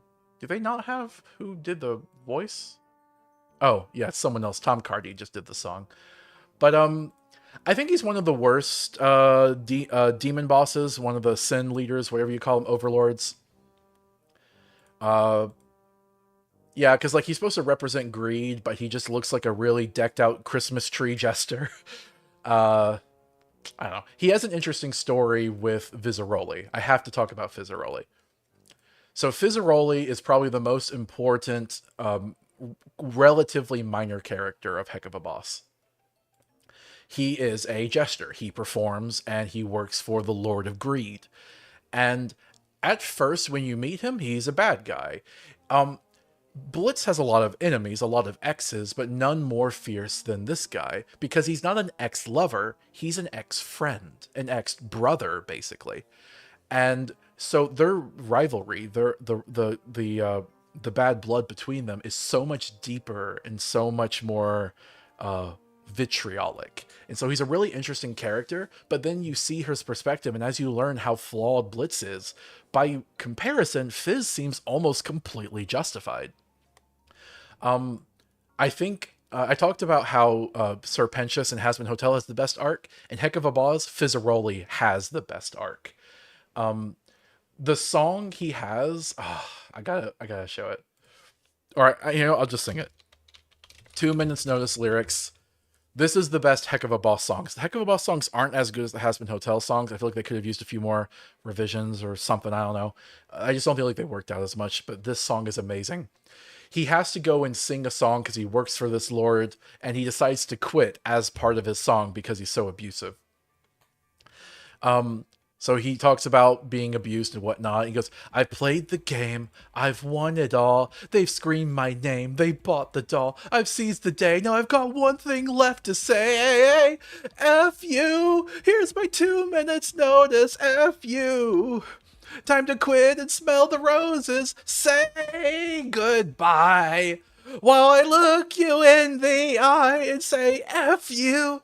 If you've ever wanted a song to quit to your boss to, it is the perfect song. I love how it's very real to the character, but also it just fundamentally touches an emotion that I think we've all felt having dead-end jobs where we're forced to do things we don't want to do. He is an extremely relatable character. He is in a relationship with the Lord of Lust, Asmodeus, who I think has an interesting design. But I'm going to be honest, I feel like Asmodeus, I don't know, the lords of the overworld and Heck of a Boss aren't that interesting to me. I don't think they're bad characters necessarily, but I'm not very enthused about them. And the reason is because Asmodeus' whole thing is romance is beneath him. He only does lust. He's a sex fiend. But then you find out he's in a romantic relationship with Fizzaroli on the down low. And I guess that's a bit of a spoiler, but not really, because you find that out pretty quickly. And then the rest of the show, Asmodeus is basically just relegated to the boyfriend with the sex tech. He doesn't really do much after that. He's actually a pretty chill guy, pretty nice. And I just feel like you don't see a lot of the lust that he's meant to represent. Like, honestly, I feel like you would be justified if you to actually kick him out as Overlord of Lust, because I don't think he represents it that well. I guess if we're talking about overlords, we could talk about Beelzebub. I have talked before, a lot of people didn't like Beelzebub because Beelzebub's supposed to be like a big ant monster demon thing. And they decided to have her be a hound, but one with bee features to be more bug-like. And so she's the only like bug-like character of the bunch. It's fine, I don't hate it. I think she's just meant to combine the fact that hounds are associated with gluttony, but then also the bee aspect of what Beelzebub is supposed to be. Again, I think the character makes sense with the world they had been going for. This is why I really didn't like Lucifer. I said I was going to circle back to that. I don't think the characters are over-designed, as I've already explained. But sometimes I feel like with the characters that were leaders of this world, there were a lot of conflicting desires to represent their character. Where I look at the character and I don't necessarily feel like I completely understand. Like, I look at this guy and I think, okay, his personality is supposed to be, okay, blonde hair, he has some type of eugenic origin, because he comes from heaven, right? Perfect boy type of thing, but sharp teeth. Okay, so he's corrupted in some way. He wears this perfect white suit, so maybe he comes from some ecclesiastical background, but there's this red tint. Okay, I could see Lucifer there. But like, okay, so this is like some type of circus thing. Okay, so he's in charge of like a circus? Like a ringleader? What's this apple? Okay, because the Adam and Eve story. But okay, I just, there is meaning there, but it feels a bit haphazard. I haven't learned anything about his personality. I've just learned that, yep, this is Lucifer. Yep, all the other ringleaders in Heck of a Boss were shown to be kind of circus-themed, jester-themed. So, of course, the big guy in charge of all of them has to also be circus-themed, so we make him a circus ringleader. And, like, I get that. I understand the logic, but I don't feel anything. I don't know who this guy is by looking at him. I don't understand what his deal is. The only thing I can say is the eyeshadow or whatnot makes me feel like he's very tired. He looks tired to me. That's the most I can give. And that's really just kind of his facial expression. All right, Kira says, I didn't realize there's a gold snake coiled around his top hat. I mean, yeah, sure. Again, though, it's just more referencing the Lucifer mythos. I don't know. I feel like I use the example of a general with a bunch of badges. It feels like this is a general where he has a big badge that says general on it. Doesn't really tell me the type of wars he's fought, you know? Um, World Kiwi says, one thing Lucifer's missing is snake motifs. He's need more snake motifs. Well, maybe they felt like that would conflict with Pentious, but if they had altered Pentious, they could have maybe made that work. World of Kiwi says, to me at least, Kira says, yeah, that's the only snake on him. Yeah, I just when you watch the show, you find out he's basically a deadbeat dad, but he's meant to be a deadbeat dad that cares. Like he used to be somebody, but he's just been completely destroyed by divorce. And this is part of why he never comes up in Heck of a Boss, why the other overlords do everything. It's because he's washed up. He is still powerful. He needs his daughter to motivate him. But I don't know. I didn't care about him at all, and I didn't trust him either. There's a song where he competes against Alistair as who's the true father of Charlie, and I think part of the reason that song works is because, yeah, dude, where have you been? Alistair has been more of a father than you, and Alistair has the best line in the entire series. Um, okay, Alistair. Am I spelling his name right? Okay. Alastor. Okay. Alastor Dad. Come on, come on, come on. No, that's the entire song. Can I just get the clip? Just the clip. I don't think I'm going to.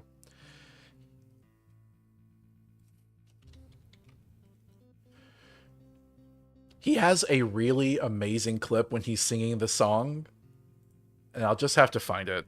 Uh, Hazbin Hotel Dad song. Lyrics. Yes. Heck's Greatest Dad. Um, okay, where is it? Where is it? Where is it?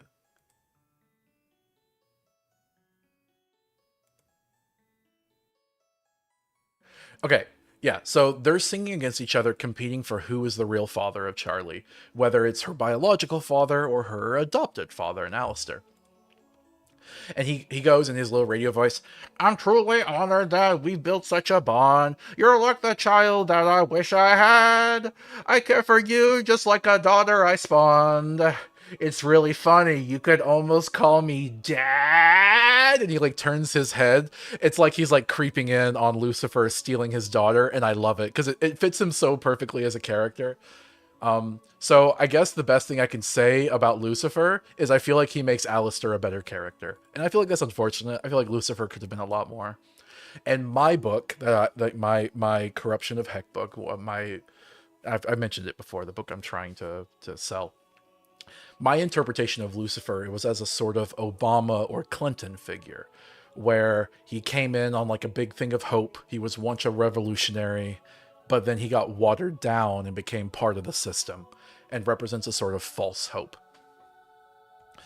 But yeah, that's pretty much all I have to say about these two shows. I really recommend it. They are really good.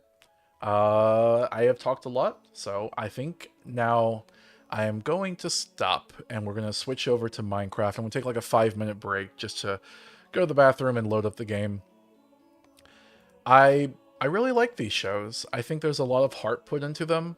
There's so much like Easter eggs that you can find when watching the show, and the reason is because animation is hard to do.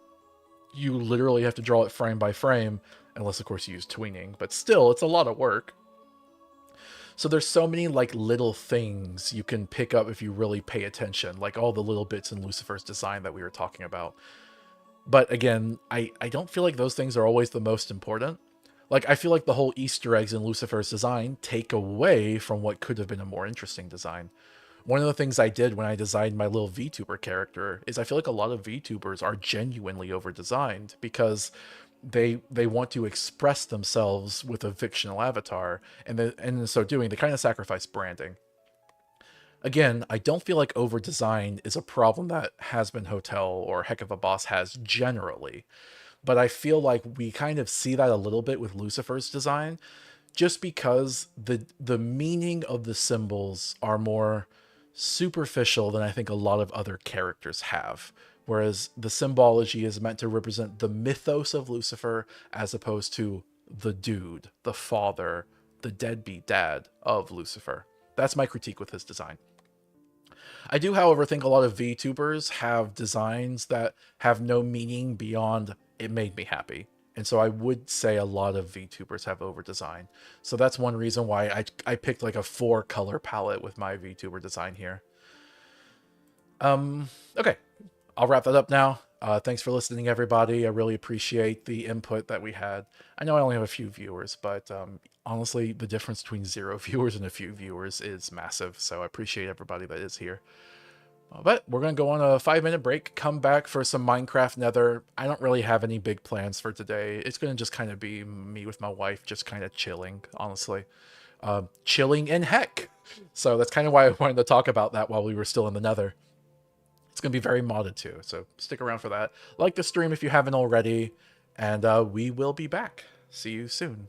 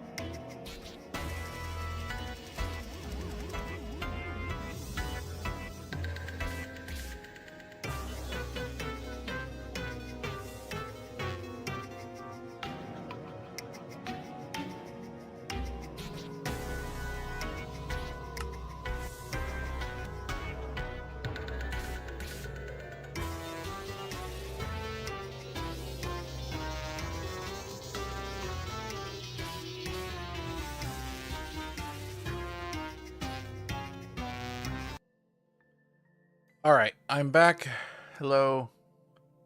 Honestly, my voice is a bit strained after all that talking. I went for, oh my goodness, 2 hours. I guess that shows you I really like those shows. There's a lot to talk about, which is strange considering the shows aren't very long. It's almost like the shortest anime are the best anime, and I think that applies here as well. All right, let's get some Minecraft going. Gotta call the wifey. By the way, while I was on break, I realized I probably could have said the stuff about the designs a lot simpler. I think Heck of a Boss and Hazbin Hotel, their designs are amazing, generally, because each character wears their personality on their sleeve. That's why I think the designs are generally great, and that's why I don't like Lucifer's design, because the thing on his sleeve is his history, not his personality. All right, let's get her in here.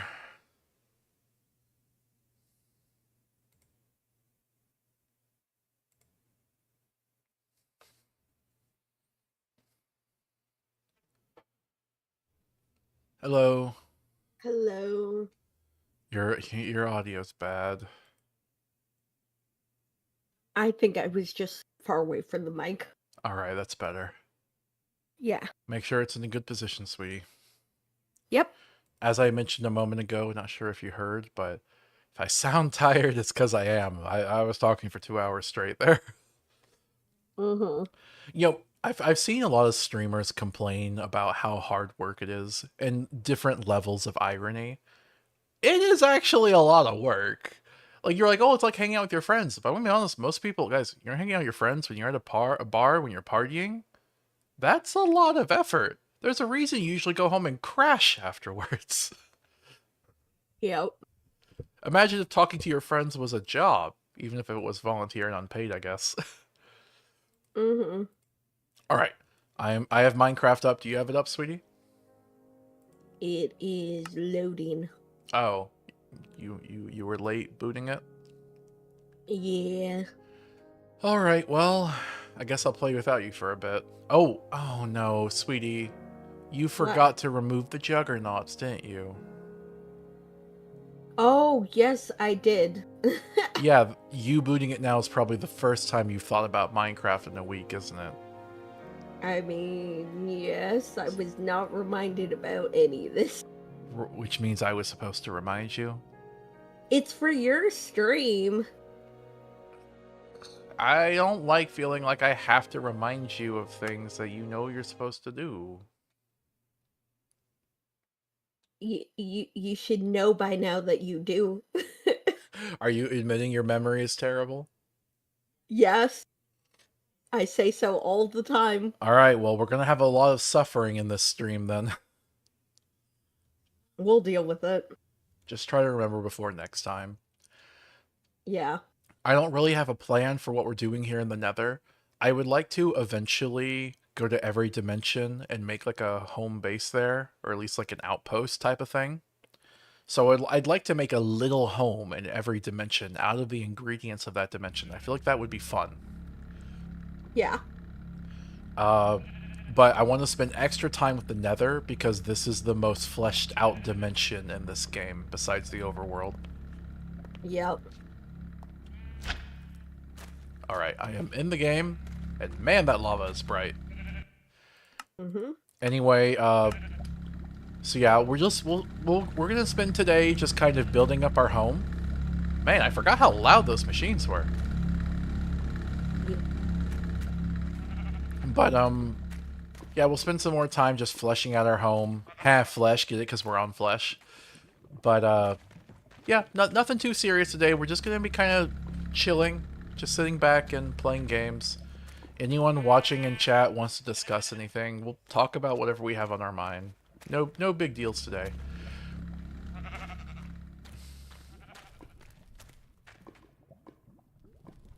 Um, I'm Commissioner Tadpole says, "Is that a villager-shaped sheep?"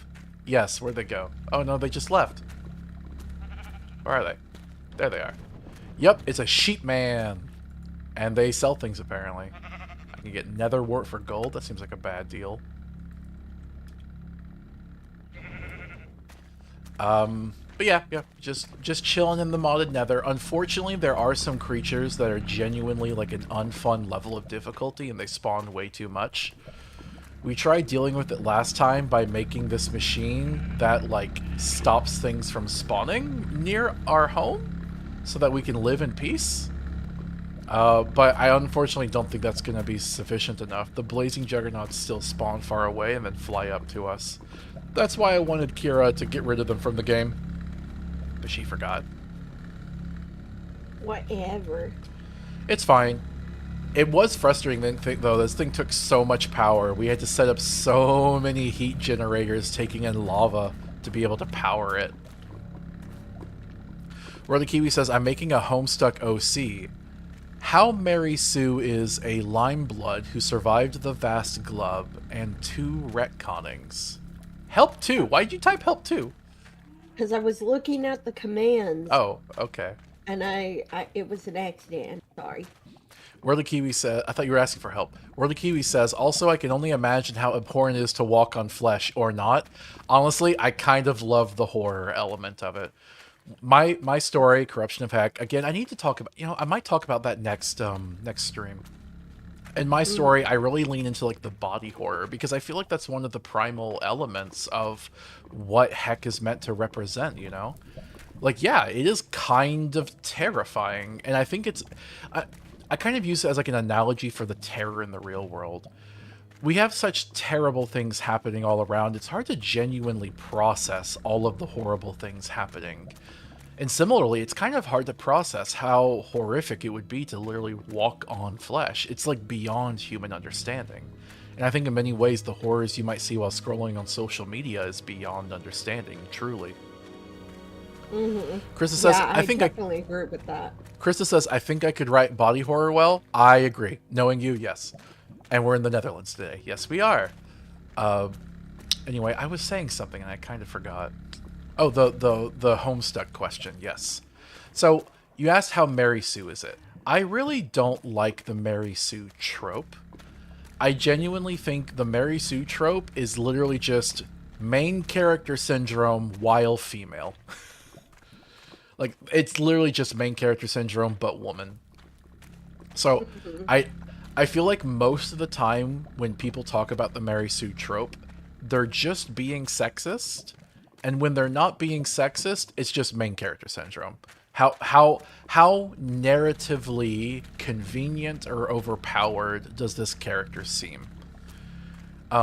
So under that framework, how overpowered does it seem to be the one surviving Limeblood of a genocide that survived a genocidal event, the Vast Glub, as well as narrative retcons, like within the story? I mean, it seems very lucky, I'll say that much. Perhaps they could have a power that gives them some type of ultimate luck, like Kameda from Danganronpa, to explain why they're so lucky. That would be my first suggestion. I actually, if I ever wrote a Homestuck fanfiction, besides the ending I talked about a previous week, I did have one idea for a Homestuck fanfiction, and if I ever had to write one, this is the one I would write. I would want to write Homestuck fanfiction of the C session of Spurb from something other than Caliborn's perspective. Caliborn in his C session was the ultimate conqueror. He basically did a genocide and murdered everyone there except for the leprechauns. So what would life be like for the consorts of those worlds, as well as the Dursite Carapacians under the Black Queen, fighting a doomed war against this monster genocider, this anti-hero, not as an anti-hero, but like a nega-hero, basically, who's just one by one destroying all of your planets. Have the hero be like a salamander and a crocodile trying to appeal to the Black Queen to please take this threat seriously, and maybe she doesn't.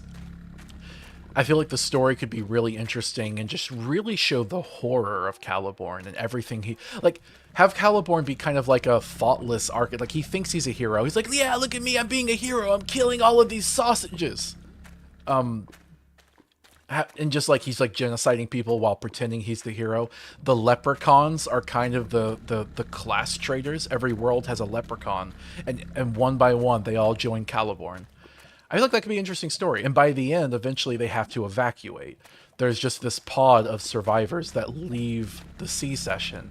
And maybe the story ends with them arriving at a different session, and there's kind of a hopeful ending where these refugees escaped this genocide and get to live on. That's the fan fiction I would write.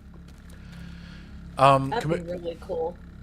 Commissioner Tadpole says, that sucks. Unfortunately, some mods don't know how to balance things, referring to the Juggernaut. Yeah, I agree. It is unfortunate because it's a cool model, but yeah, it's way overpowered.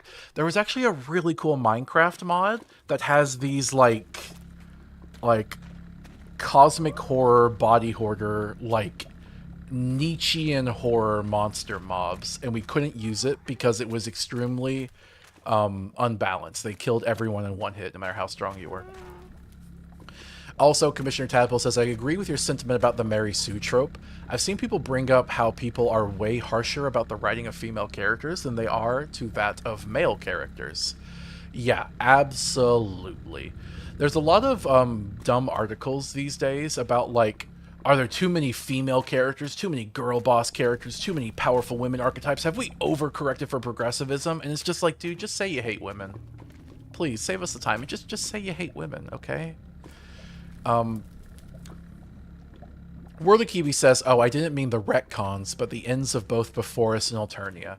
I think my same issue would be I feel like the character is very lucky to have survived so many end-of-world events. Maybe they could just be very skilled in surviving those things, but I think if you lean in and acknowledge the luck aspect of being a multiple death event survivor, I think that would maybe be good narratively. Krista says, Mary Sue is a very undefined trope. It varies definition heavily depending on who. It originated with a genuine use referring to a trope in Star Trek fanfiction, but it's lost meaning since. I get that, but I really think it just ranges from main character to sexism. Krista says, should have stayed that way, and also, I like men, women, and anyone else. A sort of non-binary, if you will, I suppose. Alright. Kira, are you in the game? What are you even doing? Yeah, I'm right here. What are you doing? I'm trying to see if there's a way I can do a command to deal with the Juggernauts, because I think there is one. Good luck with that. I'm gonna start playing the game now. You were talking, okay? So it's not like you were playing the game either. Okay, I have a lot of junk on me. We need to make chests. We need to make doors. We need wood. So what kind of wood can you find here? I guess that's what I have to do. Although, let me look up doors. Oh, we have cheat mode on. Turn that off. Alright, what kind of doors can I get here? Is there... Oh, there's a lot of doors. Okay. Cherry, a lot of metal. I don't see anything that's nether-like.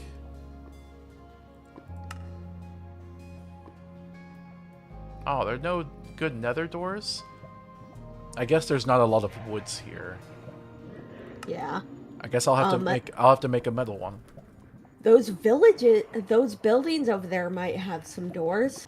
Did you see them? Sweetie, I have no idea where you're at. I'm on the roof. Okay, here, let me come up there. Let me turn the jetpack on. Ah, that's so loud. Okay.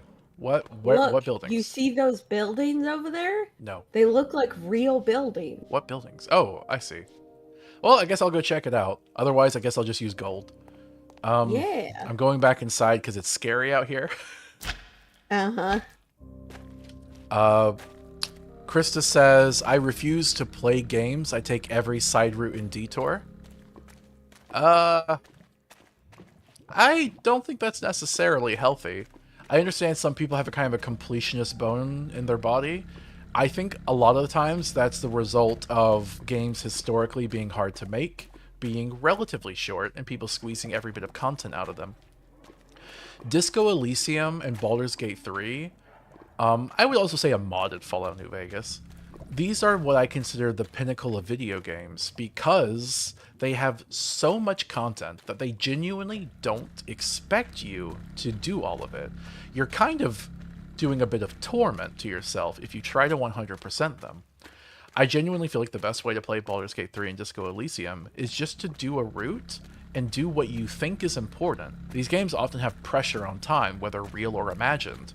So you do what you can and you don't waste time with what you feel like is irrelevant. You can go back and do a completionist playthrough on the second round, which is also what I did with Baldur's Gate 3. But I actually feel like it's a mark of a truly amazing game if I don't feel that urge to be completionist, because the game is just too big. Alright, let's go check out those buildings. It's going to be a little dangerous. I have a jetpack, so let's fly. What is going on over here? Oh, they're like islands. Interesting. Wow, this is genuinely pretty cool. Oh. I'll come with you. Is this a sheep man? We have another sheep man. How do I talk to you? Oh, there we go. Oh, they're selling nether brick. Don't think I need that, though. What?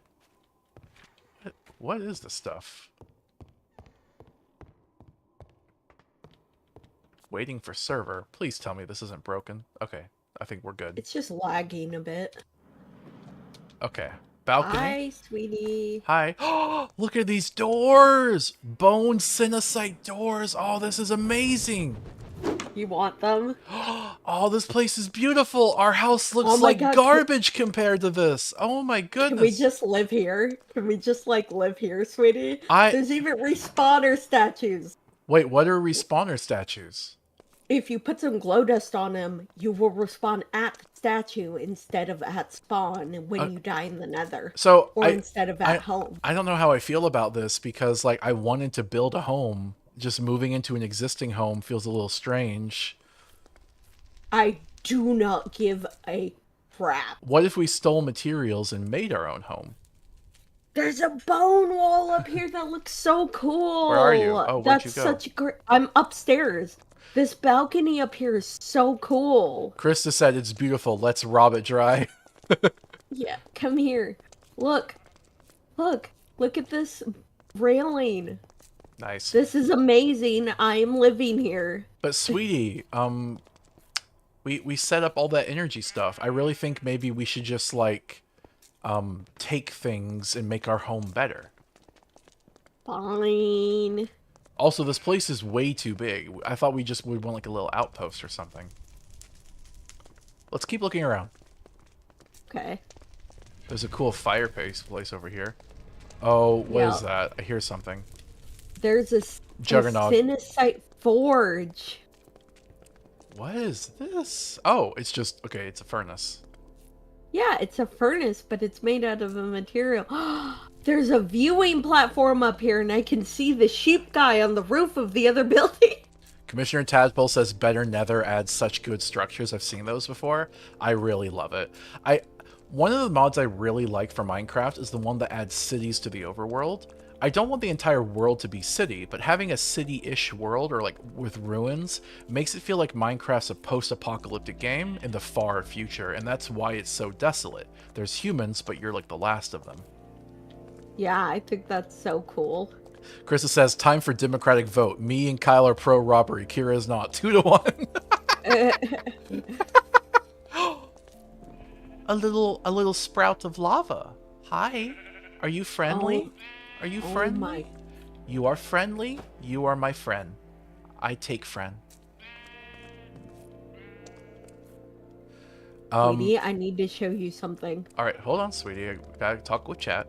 Commissioner Tadpole says, I agree. I love post-apocalyptic vibes of ruined settlements. Yeah, like, Fallout New Vegas, you know, it's post-apocalyptic in a desert sense. That has its place, but I feel like the reason other Fallout games have kind of leaned into the rejuvenation aspect is just because it's genuinely beautiful to see, like, nature taking over the old world. Worldy Kiwi says, I suggest making screenshots of details you like and take inspiration. That sounds like a lot of work, to be honest. Krista says, that post-apocalyptic context really fits the atmosphere horror of desolation. Yeah.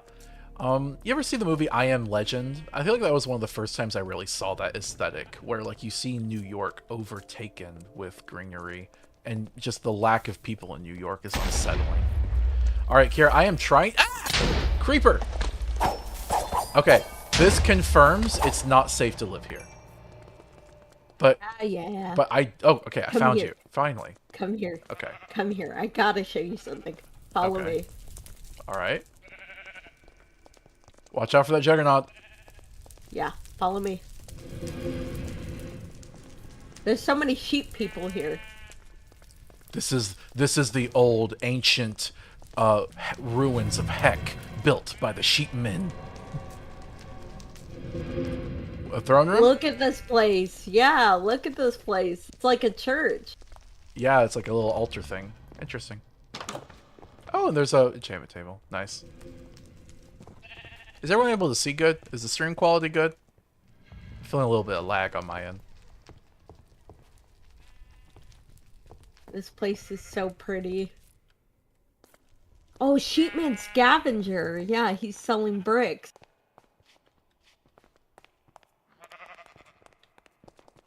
Alright, I'm going to fly around a little bit. Is there anything in particular I should look at? Oh, you know what? There's one building taller than the rest. Oh, there's like a little town square, too. There's also a wither cow. Interesting. Ah! I hate the juggernauts so much.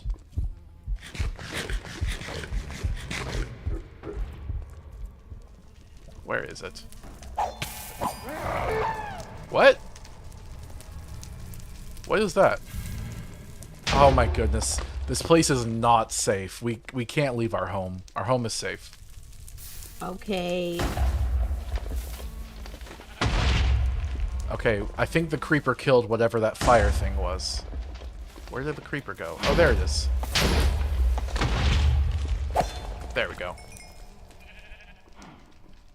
Oh, what? A little firefly. Oh, look at that. That's so cute. Unfortunately, I am out of buckets. Where the Kiwi says, funny that you've got sheepmen, considering that the universe I've recently gotten into has an entire race that's basically alien anthro sheep folk. That's cool. I'm working on an idea currently that's, it's basically the second book. I've written my first book. I'm trying to sell it. Who knows if it'll work out. I'm working on my second book now, but because I'm a total dork, I decided to also make it a TTRPG. It's kind of inspired by Warhammer, so it's my... I've had a problem writing sci-fi before. I've talked about this with the Torch Donut World idea. I tend to be a bit too hard with my sci-fi, because I really like science fiction. And so I try to, like, make it make sense, and I spend too much time doing that to where it becomes not fun anymore. So I feel like Warhammer has helped give me the inspiration to not take it that seriously, be a bit loosey-goosey, make it fun. And so that's what I'm trying to do. And in that world, I have some interesting species. I have a furry species as well. It's kind of a Zootopia thing where, like, basically a bunch of anthropomorphic animals came about on the same planet, but they were different, like, niches, parts of the food chain. Oh, come on. There we go. And so that society is called the natural hierarchy, where they made a hierarchical society, but they based it on biology. So they think it's justified. And the point of it is to show that even in the natural world, there is hierarchy, and that is not just. The weak people, like the most common prey animals, the herbivores, they're called lagulates. And they're like mice, rabbit, deer people. And the most powerful ones are the Obalum, and they're like orca lions. Krista says, so you want to stay within your walls and restraints because you are too scared of danger to believe in more. Just move.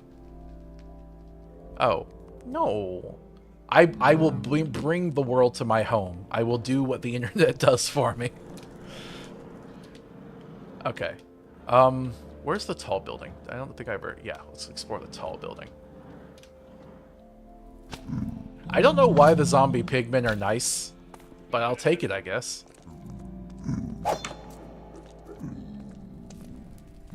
Okay. This doesn't make sense. Ooh, demon chicken. Ah! Demon chicken is mean. I'll just leave you. I would capture it, but I don't have an extra bucket.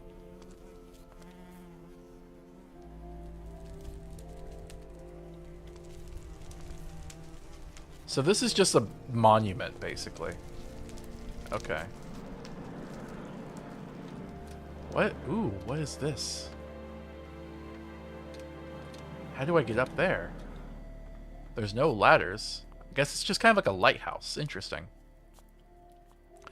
Whirly Kiwi says, we should take Bikini Bottom and push it somewhere else. Patrick Start. I loved Patrick and SpongeBob. You know, it's weird. I could probably count on like 2 hands the number of times... Oh, I didn't realize we have a big lava flow here. I could probably count on 2 hands the number of times I've made SpongeBob references. But, like, I've been hearing other people make it lately. I've been watching some of Bricky, and he makes SpongeBob references a lot. And I kind of love it. Like, SpongeBob is genuinely, like, a big part of, like, American culture, you know? A lot of my youth as well. There's some good stuff there, and I loved Patrick Star for being an idiot character. And honestly, like, he's done... I don't think I appreciate how well he was done in the past. Uh-oh. Got a succubus. Ah! Oh my goodness, she's strong. Okay, I got her. Because I feel like it's easy to do an idiot character that just feels like a caricature in an ableist way, but Patrick is kind of a dumb character in a wholesome dummy type of way, and I think that takes a lot more nuance in writing than people give it credit for. Okay. I think it's about time we leave here. Are we gonna mine anything up? We will, but... Oh. We will, but it's dangerous here. Oh, there's a ghast right there. Oh, crap, and it's shooting. Where was home? I forgot where home was. You should be able to find it, sweetie. There's a marker for it.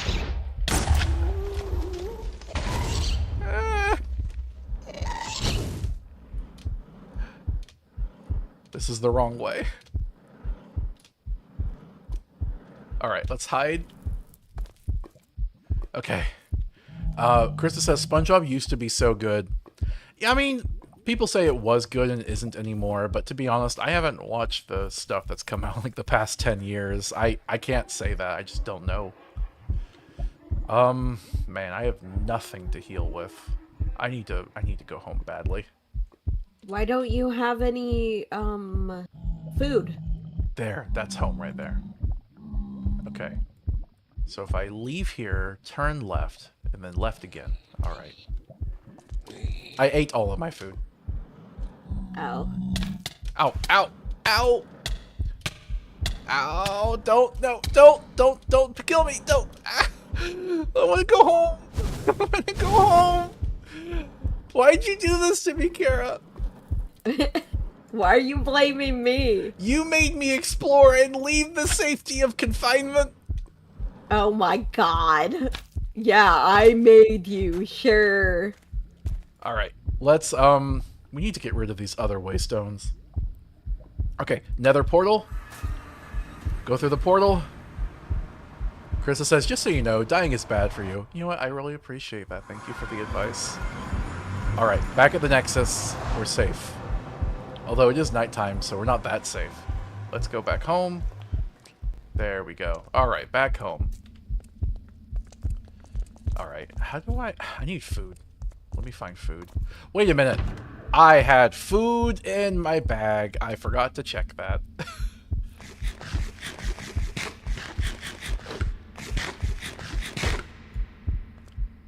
Can I sleep here? Will it let me? When Kira's in the other No, room? don't! Why? What? Why? What? Why? Hello? Do you want to see what happens if you try? Sure. No, wait, don't. Hold on. I'm good, actually. Anyway, Whirly Kiwi says, SpongeBob made me dream of being a fry cook. Ironic considering that's now very much the only option for me with my education level. I'm so sorry about that. I guess I can't sleep now because it's morning. I was hoping it would heal me. Um, Honestly, SpongeBob does make being a fry cook kind of nice. You could honestly argue it's a little bit of capitalist propaganda and that it makes a menial job look fun, but I feel like that would not be a very good read of the show. I wouldn't support that read. Unfortunately, I really hate the notion of skilled versus unskilled labor in our society because like I have a boring job. I work in an office. And you might be like, "Oh, well, Kyle, that sounds like you are successful. You have an office job instead of being menial retail labor or something." And the reason is because I have student loans. Also, Kira is disabled. So, yeah, I make more money than some people do, but then half of it goes straight to the bank and I don't get to see any of it. Yay! But I forgot what point I was trying to make with that. Oh, the point was though, even though my job is considered basically a higher tier of job than like fry cook, it shouldn't be. Anyone could do my job. Like you're on a computer at a desk. It's not that hard. Like maybe you'd have to like go through a bit of training to figure out how to do the job, but so does every job. Like it's just not hard. Maybe if you're completely tech illiterate, but otherwise than that, you know. Commissioner Tadpole says, "Are you in hard mode? I don't think poison normally kills you."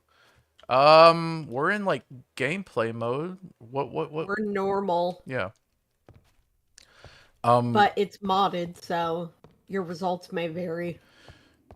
Krista says, "You're welcome, sis." Also, Squidward does plenty to counteract that perspective. That's true. Yeah, Squidward is an interesting character because he's still generally kind of a good person. Like he's not evil, but he's also a butthole. Oh, we need more butthole characters that aren't evil. You know? Yeah. This place is so beautiful. I love our home. Here's our little eldritch thing, our ritual pedestals, our power. And that's the Nexus over there. Alright, I need to put things away.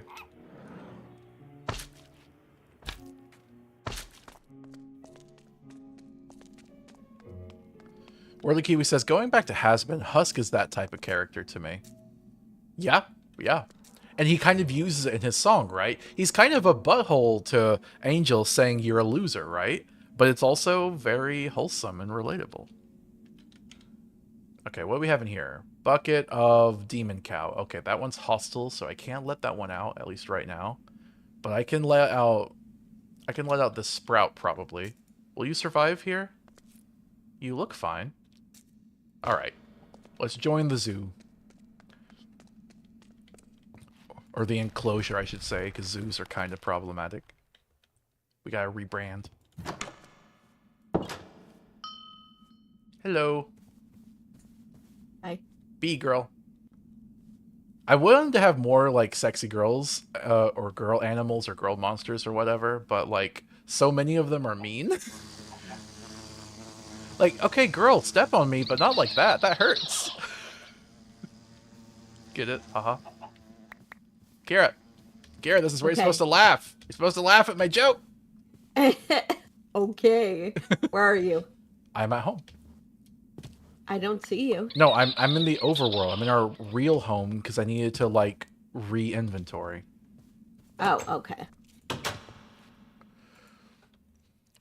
Whirly Kiwi says menagerie could be a word. Yes, I like that. Krista says, "If we choose a different word, nobody can continue criticizing us for the underlying sentiment." Yup. Commissioner Tadpole says, "I thought the Steppy joke was funny, at least." Thank you. Just so you know, Kira, I am funny, okay? My wife might not laugh at me, but people on the internet laugh at me, so it's fine. It's fine. I know you're funny, sweetie. I love you. I love you too. What can this flesh be used for? How do I check how to make things again? It's been so... Oh, I think I have to search for it in here, actually. Flesh. Alright. I can make a block of flesh. And that is it. I can make flesh covers. I can paint things flesh colored. Okay. Not a lot of options, to be real. I wish you could eat it. It is flesh. Oh, hey, Kira. Oh, never mind. I already read that one. All right. I need more buckets. We don't have any. Oh, wait. Did you just put some in there? Okay. I will take those.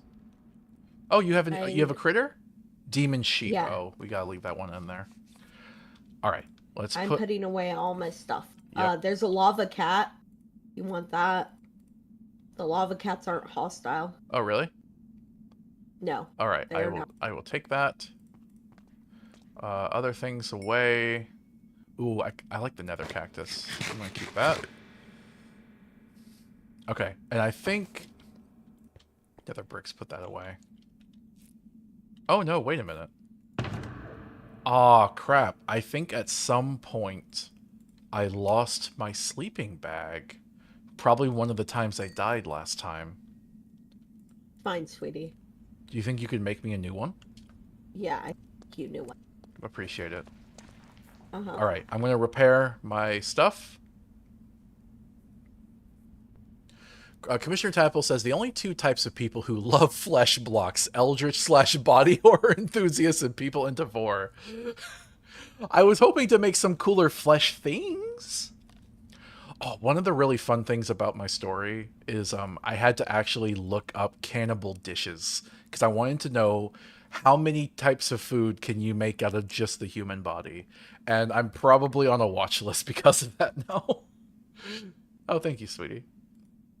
Yep. I'm pretty sure I saw a sleeping bag in your inventory once. Yeah, but it's not here anymore. I don't know where it went. You put it in the storage system because guess where I grabbed that magenta sleeping bag out of? Oh, wait, but there's a purple one here too. Is that yours? Yes, that's okay. mine. Okay, thank you. I guess I really don't Welcome. need the sleeping bag though in the nether, so I'll put it away.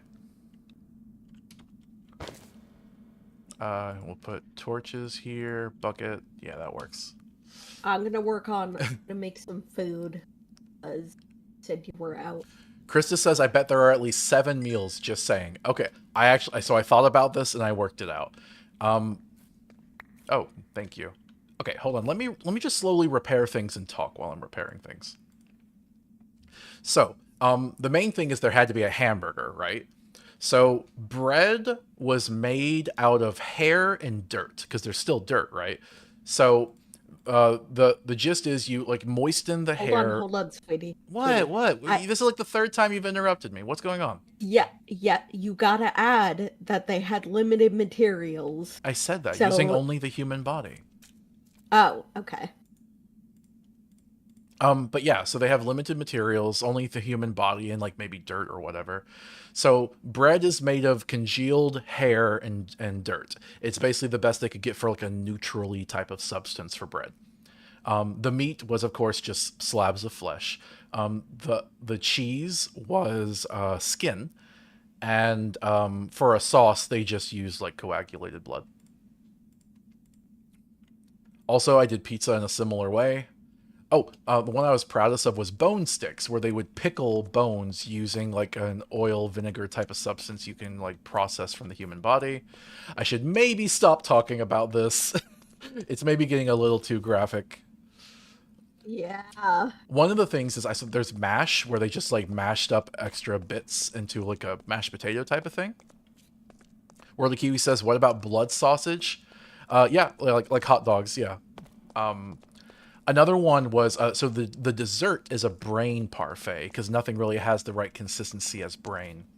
Also, a detail in my story is that even if your body is destroyed in the afterlife, you're still alive. So everything they're eating is alive and like quivers and stuff.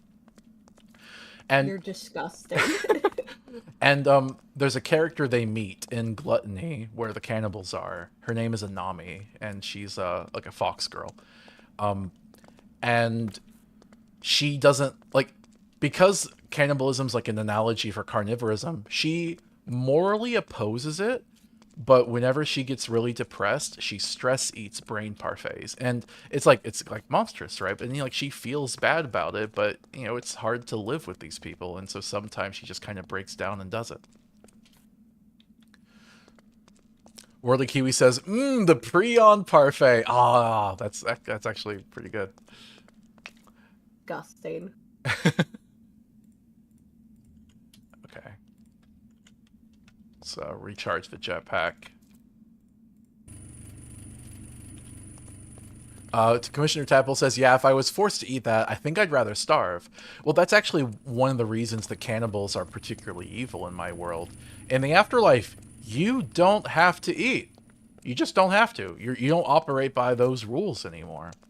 So the cannibals say that it's a human right that they be allowed to eat, and that they won't have that taken from them. So they eat for pleasure, or for culture, or social stigma, or what's it, peer pressure. I think that's interesting because it acknowledges the huge cultural um uh role that food plays in our society. Yeah, and Commissioner Tessel says, yeah, that's messed up. I make it a point that all of the main characters are forced to eat at a banquet, and they have to partake in it. They can't like keep they're not allowed to be like sinless effectively, because if they don't eat, it's considered a big insult. So they have to go through the motions. I think it's important to like kind of torture characters a little bit and make them do unethical things for a greater cost, because that's how you kind of do in the real world, right? Like a vegetarian might go to some type of like important banquet that's like important for their career or their life or something, and they might be pressured into eating meat even though they really don't want to. And I think that's just Hey, a realistic scenario. For what it's worth, I am pro vegan, philosophically, even if I'm kind of a hypocrite and don't actually practice veganism. What, Kira? What do you want? I gave you some Some what? Oh, grilled mushrooms. Thank you. yeah. Appreciate it. You Thank you. said you needed food. Appreciate it.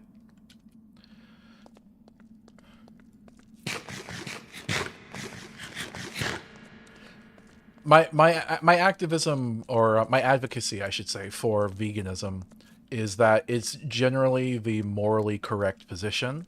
It's just I don't think targeting specific people for whether they specifically live to their values is effective, right? Like, would you yell at Karl Marx for not personally doing socialism? Like, we are constrained by the limits of our society. And if you can personally be vegan, I think that is genuinely good, but I know that veganism won't be realized, it won't be achieved unless we tackle the problem from a sociological societal perspective, and the way of like the mass torture and slaughter of animals that we do as a society. This is why things like the Impossible Burger I support. While I don't think finding meat substitutes is going to be the full answer, if it helps, it helps.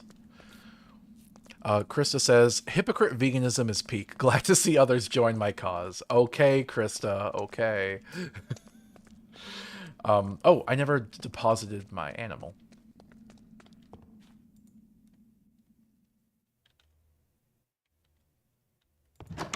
All right. Lava Kitty. You're not going to kill anyone, right? Okay. It's not setting fire to anything. I would put some lava in here so that they could feel more at home, but then the other things would probably step into it. Maybe I could have just like a glass of lava for appearance's sake, but that might be a little torture to the animals. It's kind of weird getting nether creatures in here, because I think you could argue I'm kind of torturing them by not having them in their biome. But on the on the other hand, the nether is kind of a terrible place to be. All right, I think I'm ready to go back to the nether. I think we should find a building and then just destroy it. Okay. Oh, I wanted to put this cactus over here to make the nether portal area a bit cooler. Oh, it doesn't go there? Does it go on the... Oh, really? I can't plant this? Oh, that's bullcrap. Ah, oh well.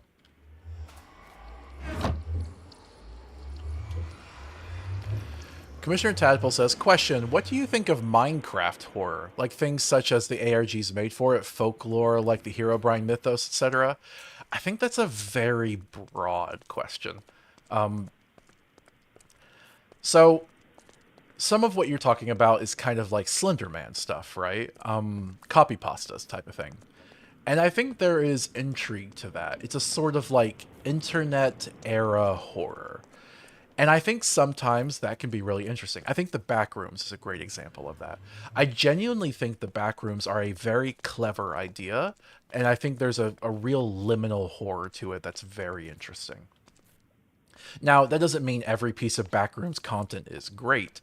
It kind of suffers from the same thing that SCP does, in that since a lot of the people that contribute to it, as it is like a fan community type of thing where anyone can participate in it, it means the quality tends to be relatively low. A lot of it's just like kids writing like edgy shock value stuff. And I don't think you should like let that ruin your opinion of it. I think fan contributed art is genuinely a beautiful thing. Like, it's kind of like seeing a child make a macaroni painting. The beauty isn't in the skill of the art itself. And I know that might sound condescending, but like, come on, we're talking about literal children here. But yeah, so I think the fact that some of it is bad is just a testament to the freedom that people are able to contribute to it. The good stuff, though, is actually really good. There's some really interesting SCP horror stories. My favorite one was the Soviet gas mask that when you wear it, you perceive an alternate reality. And it's like horror and eldritch and desolate, and they don't fully understand it. And by the end of the story, you're wondering, wait, were you actually perceiving an alternate reality? Or does it just act as a veneer to cover up the evil things you're doing in this one? That's an interesting story. I love that. Now, with Minecraft stuff, ARGs, I'm not a fan of ARGs in general. I feel like ARGs are a type of game that's impossible to archive. Some people will say that's the point, but I think that's a definite mark against it, in my opinion. It's very much you had to be there, and is you had to be there art, or is it an event? Is it an experience? You know, debatable. Uh, but I think a lot of there's this like unfortunate genre of horror I would say is like Zoomer horror, where like you ever see Backrooms content where they add a VHS filter over it? Actually, sometimes it's not even Backrooms. Like sometimes you watch like Markiplier play some like indie horror game, and there's this like bittiness, this like artifacting JPEG quality, this VHS filter, and you're like, why? Why did you do that? Why is that there? And there is no real answer because it made it feel horror-y. And the real answer, the real actual answer, is that people these days did not grow up with VHSs. A lot of Zoomers and young people, there are adults now that never had a VHS. So VHS is a signal of a past era. It is effectively just a newer acrylic painting to a lot of Zoomers. So when they put the VHS filter, it makes it feel old, like an era of the past. And there can be value to that. I think the Backrooms did that kind of well. The Backrooms was supposed to be like a glitch out of reality type of thing. So I feel like the VHS aesthetic makes sense for the Backrooms, but I think a lot of people just thoughtlessly copy it because all they know is that the found footage VHS aspect felt spooky. So I think sometimes there's this like horror stuff that's not very thought through. I feel like Minecraft is in a similar boat where a lot of people have Minecraft as like a central element of their lives. They have a lot of nostalgia tied to it. They grew up playing Minecraft. So I could imagine some people having like a horror monster made out of bricks that's like a Minecraft type of horror thing. And that doesn't seem like horror to me. That seems like horror in the context of Minecraft. If I was playing Minecraft, maybe it'd be scary, but in real life, it just seems goofy, honestly. You just have to think about why you're doing certain visual styles, I think. And I think young people, like I said at the back rooms and Slender Man and Copy Pastas, young people sometimes don't really understand why the things they're pulling from work. We all pull from things. I was just talking about being inspired by Warhammer earlier. But you have to. But part of what I'm doing is I'm taking the things that Warhammer does that I think works and leaving behind the things I think don't work. Whirly Kiwi says Dr. Bosch's new Vegas ARG actually does early internet humor very well. If you say so, I'm just really not a fan of ARGs. Also, the modern horror mods are meh. Sure, that's what Krista says. Warden was also surprisingly good. Oh, that's that big Eldritch guy, right? There's an interesting aesthetic. Within Minecraft, it's kind of scary.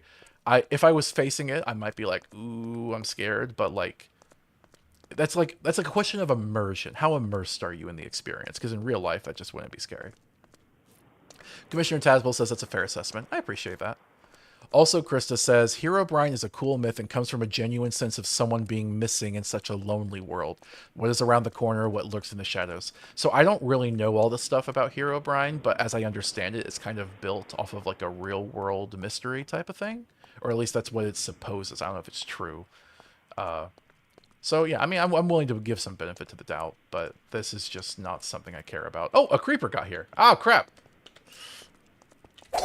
No, don't, please. No. What? No! Oh. What happened? Okay. It didn't destroy anything. I was worried it was going to destroy the Nexus. Okay. I've rambled for a while. Let's get back to the Nether. I don't mind the rambling, by the way. I appreciate the back and forth. That's one of the things that we really wanted to do with streaming, was just kind of, you know, chat with people and explain my thoughts. I have a lot of thoughts.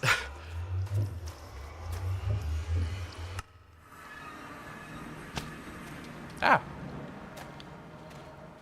Krista says, it builds anticipation by making the sound detectors. One has to stay silent, the worry of making a sound in the back of one's mind. Okay. Commissioner Tadpoles, in my opinion, I think Herobrine was more so the fear of you not actually being entirely alone in a single-player world. Okay, I could see that. That's interesting. And I think it's cool hearing you ramble. Oh, thank you. I appreciate that. Yeah, honestly, like, it's hard not to have some type of resentment when you've tasted success like I've had a couple of million-view videos. Even the Fallout series started off with 1,000 views per episode, but that dropped off. The Homestuck videos were much more successful than I could have ever dreamed. So it's a little frustrating sometimes to be so successful in specific instances, and then everything else you make no one really cares or wants to hear about. And maybe it's a little, you know, egotistic to be like, oh, you think everyone wants to hear your voice, how dare you? But look, I know I'm biased. I think I'm a pretty good speaker. I think I have cool ideas. And, you know, streamers are just listening to someone talking about their ideas. I don't know. I guess I've been around on YouTube long enough to realize there's a pattern. If you do a lore explainer video in 5 minutes... No! What? He's friendly. Oh, it looked like a creeper. Festive creeper? He's friendly.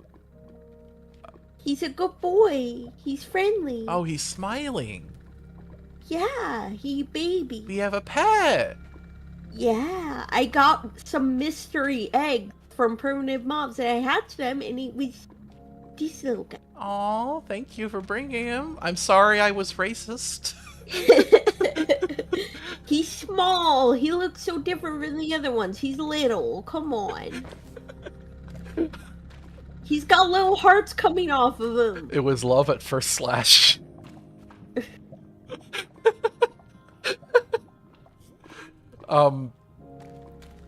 He but can wander too. all right. Let's do you have any bricks we can close the door with? No. I got rid of mine. I just dropped off everything. Oh, you have There's two. multiple? I have two. Yes. Okay. Do you want They're buckets? they're gonna run away, sweetie. One just ran away. I do have buckets, I guess. You can set them to follow. Okay. Oh wait, this doesn't. I forgot that doesn't make.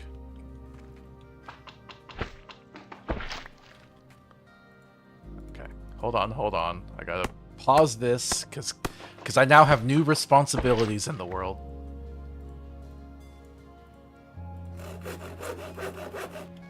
Okay. There we go. You'll have to find a different way out. Sorry. Good luck with that. But now they won't escape. I can just set them to sit down. They're fine. They'll stay. Oh. Well, alright. They can follow you. Okay. You can set them to wander, or you can set them to just sit, and they'll just sit. Okay. Anyway, I've been around on YouTube long enough that I realized if you have a lore video explaining the lore of some fictional media, but it's explaining all the lore in 5 minutes, and you only spend 5 minutes doing the lore, that video is more likely to get 1 million views than an hour or 2 hour long video that goes in detail to explain the lore. And I think that right there is emblematic of the perverse incentives of YouTube. Literally, it's like a misinformation machine. It's more profitable to do misinformation. The best video essays that I talked about are only possible because of external revenue sources like Patreon. Yeah. So yeah, I genuinely think that's really sad. I can't tell you how many times I was working on storyline videos, whether it was zombies or Bioshock or Homestuck, and I would see other trite versions of these things, and it was just genuinely frustrating. If I was into like trying to do this for the money, and I've dabbled in that a little bit, and it was always miserable when I tried. But if so, I would just make like 5 minute lore explainer videos, but one, I would run out of the series I really care about and have to start doing lore explainers for things I don't care about. Two, other people were already in that market. And three, I didn't want to. I like being detailed about the things I love, you know? But love is not rewarded on YouTube. Alright, let's go. Oh, Commissioner Tadable says, I think it's both that and people not really having the attention span to watch an hour-long video, which isn't necessarily a complaint. I personally have ADHD and would have a hard time staying focused, while other people just don't have the time due to often being busy. So that's not entirely true. YouTube used to have a limit of 10-minute videos, but they increased it after they realized there was a market for people watching long-form videos. And I don't know if this is still the case, but at least at some point in the recent past, hour-long plus videos were more in fashion than they had ever been before. This coincided with the taking off of streaming. There has been a trend with TikTok, and I guess Vine was a bit ahead of its time, with having like short-form videos to the point that video release shorts. But shorts on YouTube have not been as successful because YouTube is known as the long-form content platform, Twitch being their biggest competitor. Part of Twitch's appeal, though, and YouTube has gotten into live streaming as well, the reason live streaming works is it allows you to create long-form content with literally the most minimal effort. You spend 1 second of work for every 1 second of footage, not counting setup time.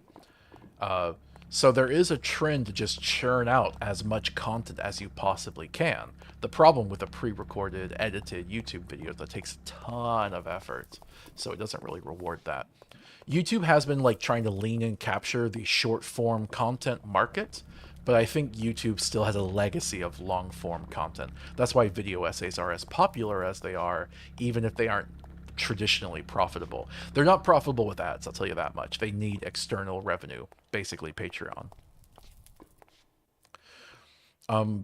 Krista says, algorithm wants watch time and advertising over art. It makes content like sketch comedy and animation hard to live off of. Oh, absolutely. Animation content on YouTube is like less profitable than ever.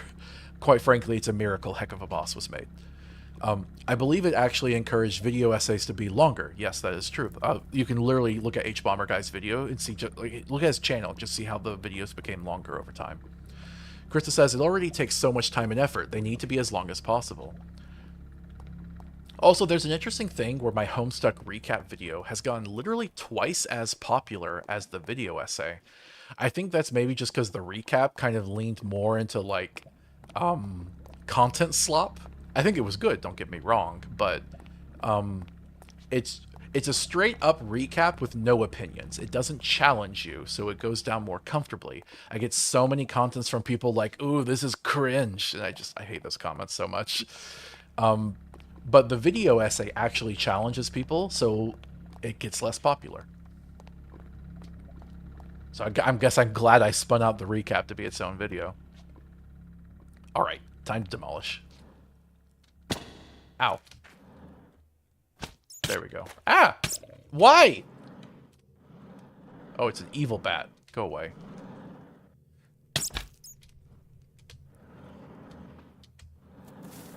Alright.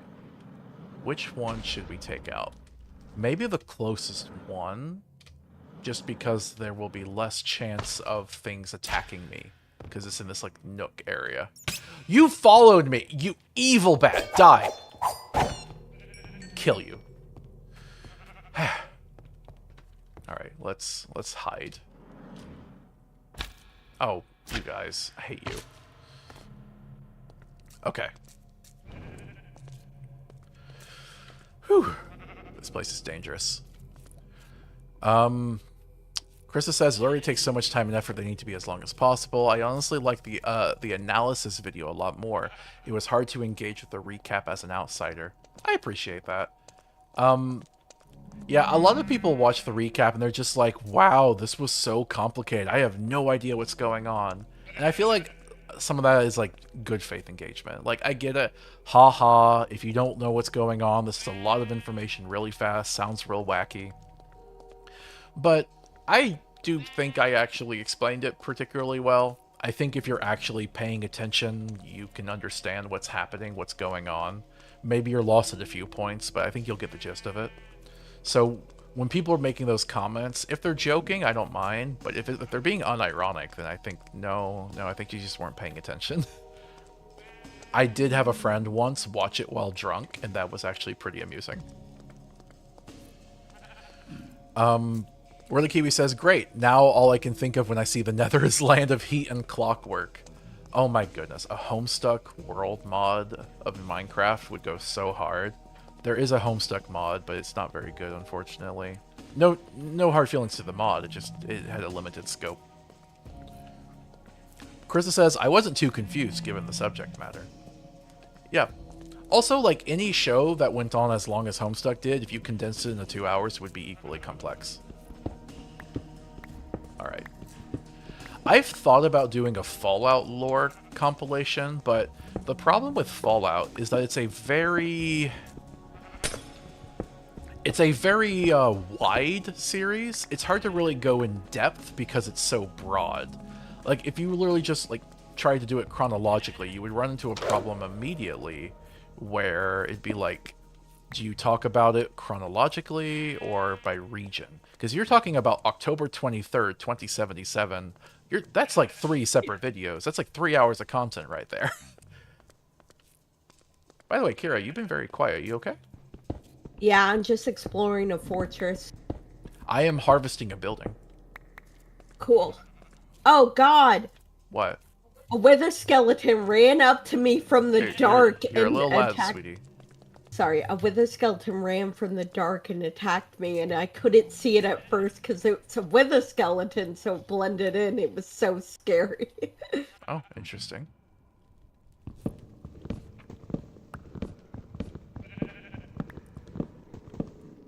I do think the wither is creepy. Yeah.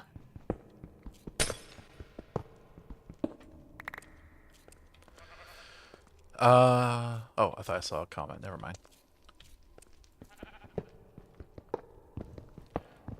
I was thinking of doing a Danganronpa lore series, but I ended up deciding against it because I feel like people have like really moved on from Danganronpa and don't really care about it anymore generally. Like, you could say that about Homestuck, but Homestuck still has its diehards, and I think there's much fewer of that for Danganronpa. Especially now that that 100-line game has come out and everyone's raving about that. I feel like it's best just to toss that idea aside, and maybe I should check out what that game's all about.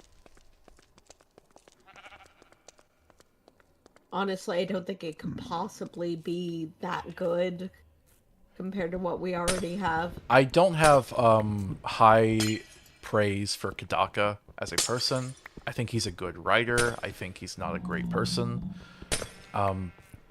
So I feel like his writing is best when he has chains on, when he is tempered. And it seems like Yeah. maybe Spike Chunsoft has done that, because that game is co-written by the guy that made Zero Escape.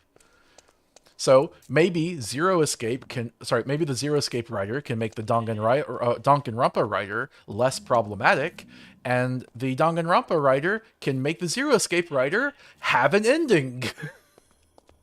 Yeah. I still can't believe the Zero Escape writer basically got the funding to make a finale game for Zero Escape, and then in the finale didn't end it. Like, what is this, Shenmue?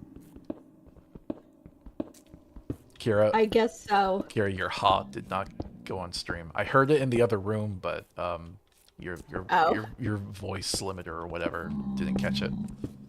Sorry. It's fine. But yeah, I kind of agree with you there. Like, that is definitely the case.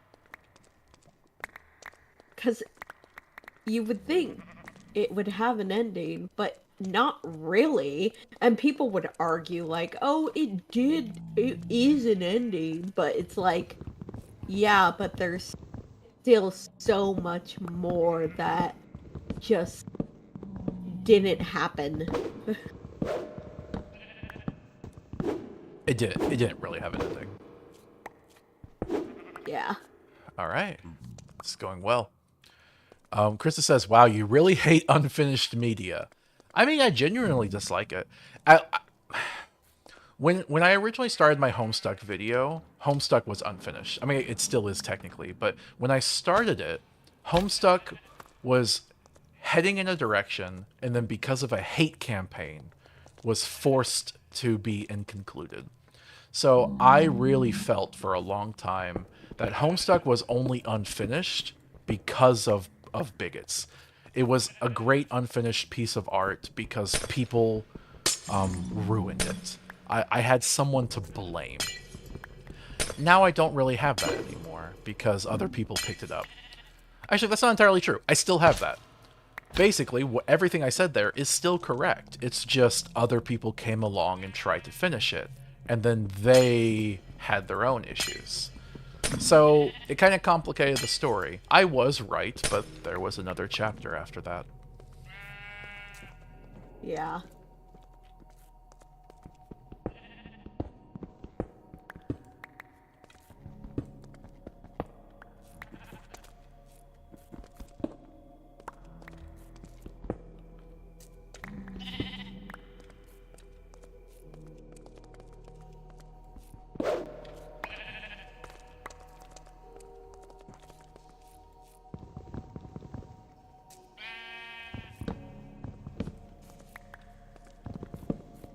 I don't know how much of this place I'm actually going to tear down. I feel like I'm starting to get enough blocks.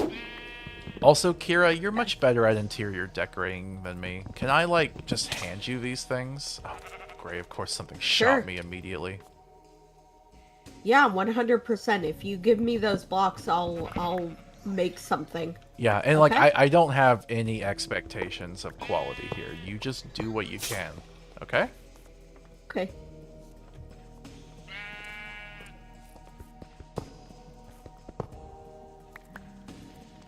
Okay, I feel like I should get some more doors, though. How many doors do I have? Oh, I got enough. Never mind. Okay, I think I have enough. Although, what are these? Large nether brick tile. I got some of those.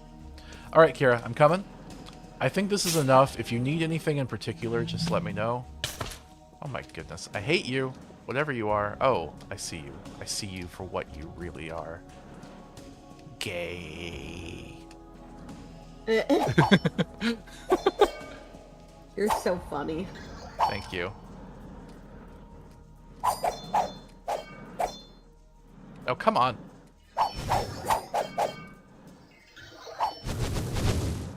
Aerial combat is hard, okay? Okay, I'm running. Forget this. Okay. Ah! It knocked me into the lava! Oh, it's killing me.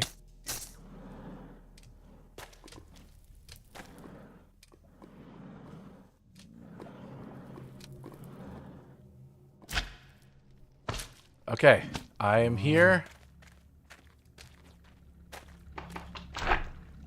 Where are the creatures? Where are they? Where are the pets? Kira, where are the pets? They should be here. Where? You are Did the pigmen kill them? You are the worst pet owner. I trusted you. What happened? They were supposed to be here. Did the pigmen kill them? Chat. I think the pig guy Chat. killed them. Chat. Tell Kira she's a bad pet owner. Die. Krista said, "Did Kira eat the pets again?" They might have despawned. Honestly, let me. Oh, that's weird.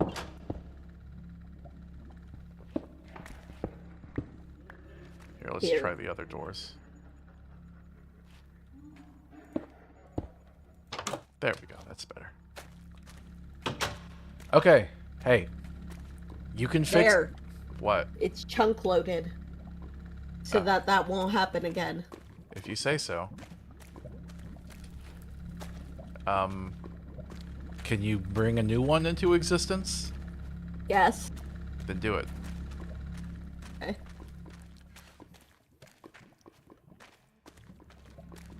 But we only get one now. That's your punishment for killing the other two.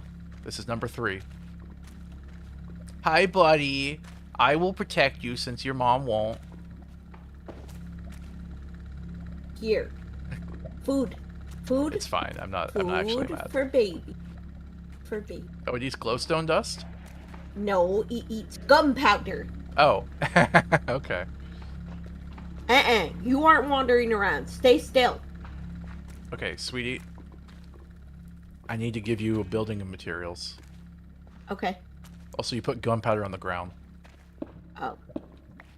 Krista said you did stab the first one, though. Look, okay? I maybe gave it a flesh wound, but it was Kira that ended its life, okay?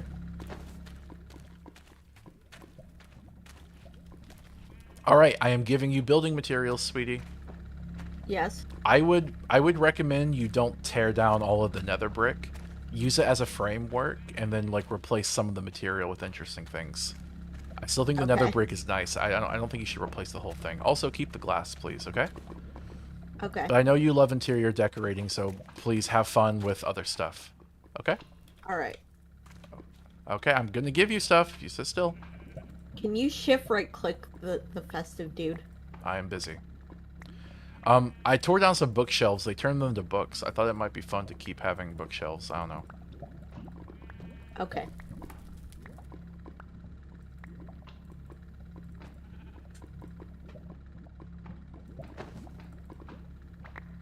Alright, that's everything.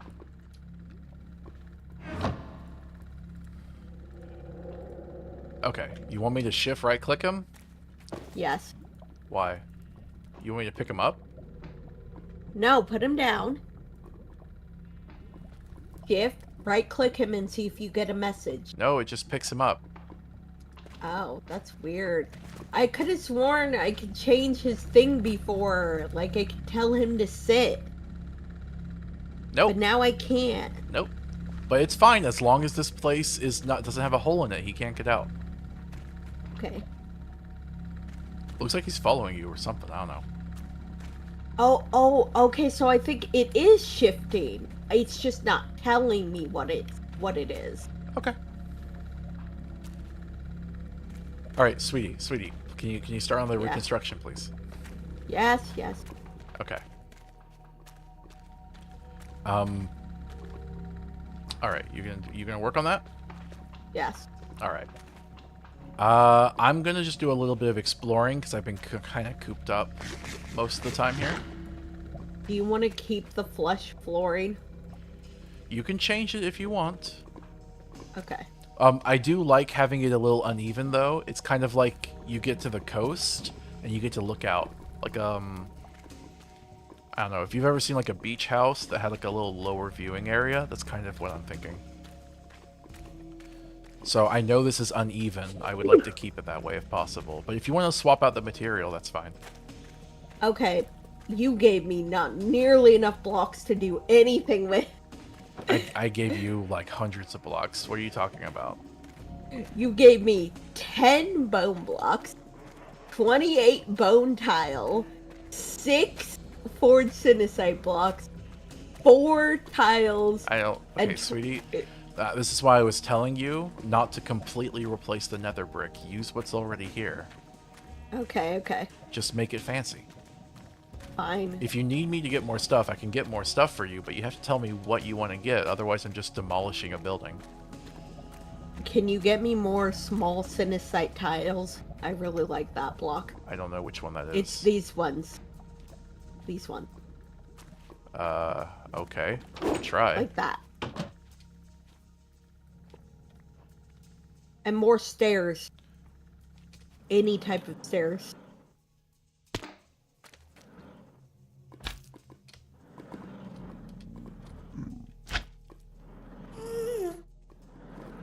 Alright.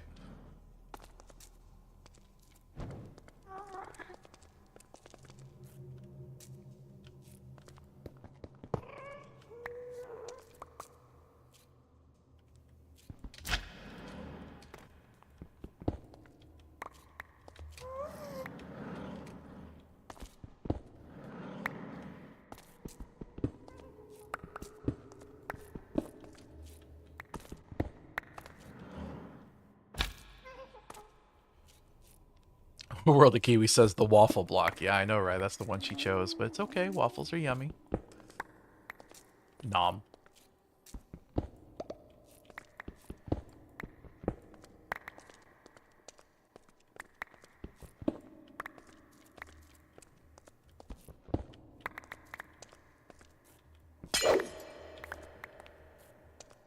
This place is becoming more vulnerable by the hour.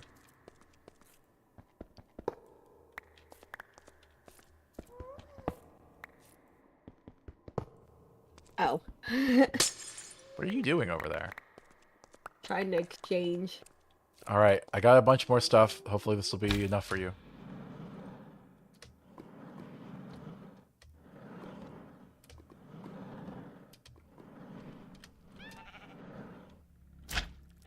You should definitely make some type of patio by the doorway or something to make it easier to get in and out. Yes. Anyway, I got a bit more than you bargained for because there's just a lot of stuff mixed together in there. That's fine.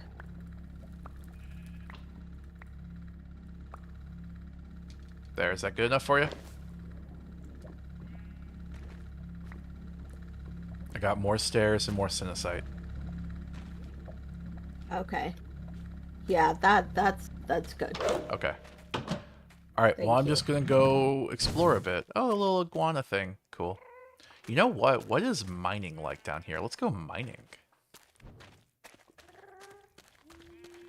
See what we can find.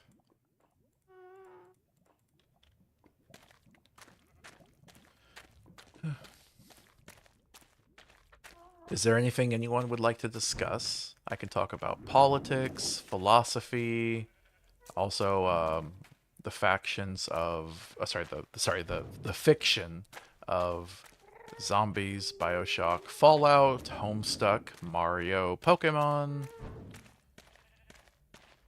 So, my own stuff that I'm writing.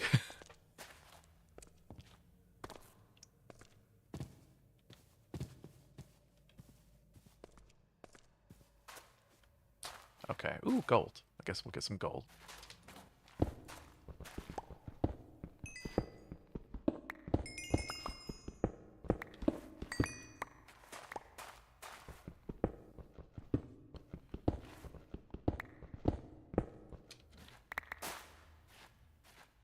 Bedrock? We're that low, huh? Wow. I guess the mining expedition is done early.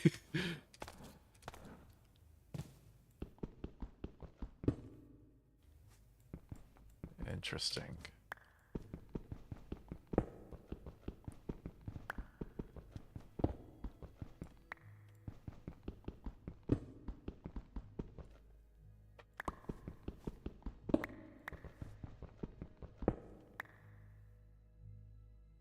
Weird.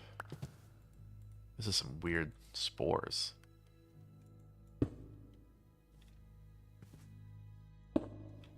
Why does it not... Weird. Alright, forget that then. Krista said, it's called Bedrock, but you can't sleep in the Nether? Oh, haha, very funny. Brother Kiwi says, how do you feel about justified OOC? Like if the amount of info on the character is minuscule? Also, would love to learn more about your original stuff. I have never heard of the term justified OOC. Yeah, I just genuinely don't know what that's supposed to even stand for. The amount of info on the character is minuscule. I guess I could talk about mysterious characters as a concept. I'm out of the loop here. As for the original stuff, yeah, I don't know, like, part of me doesn't want to share everything, because I do want to talk about the Underworld story next week. I'm thinking about doing that. And someday I might talk about Ether Space, the sci-fi thing I'm working on now. But I don't know. Why? Oh, there's a demon chicken up here. You know what? Let's grab it. I want one. There we go. Keep that for later. But, yeah, I don't know. I don't know how far along that idea is going to get. So, we'll see. But, yeah, like this I guess I'll say the sci-fi Ether Space TTRPG I'm working on. I'm making my own system. D&D uses D20s. I instead use a D6 dice pool system. Ooh, I'm getting out of here. I hate this. I hate that. I hate that so much. Oh my goodness. With a unique half-die mechanic. But that's kind of just the mechanics. What's more interesting to me is the story. It's effectively a sci-fi story where in the far future, when humanity's colonizing the galaxy and everything, we discover technologies we never thought were possible that other aliens figured out. And one of them is that the soul is real. The soul is an actual physical thing that exists. Oh! That tricked me. that was a trick. Is that happening all these places? Are these islands or not? Oh, that's an island. That's real. Or not? Okay. Some of the lava glows differently for some reason.